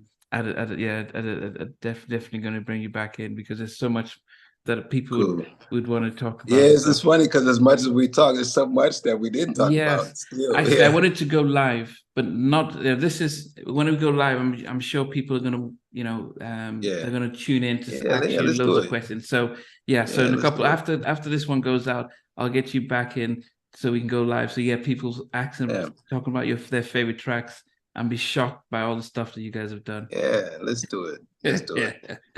All right, I appreciate it, Bob. Okay, brother. Take care. All right. Bye. Bye-bye. Hey guys, thanks for watching. Thanks for being a part of Halftime Chat. Please remember to subscribe, share, and comment. But most importantly, why don't you become a member of Halftime Chat? We've got amazing videos, amazing perks, and being able to support the channel. But anyway, thanks for watching. Take care. I never participated in that category. And somewhere in between us, or even loving us, on which I didn't miss you.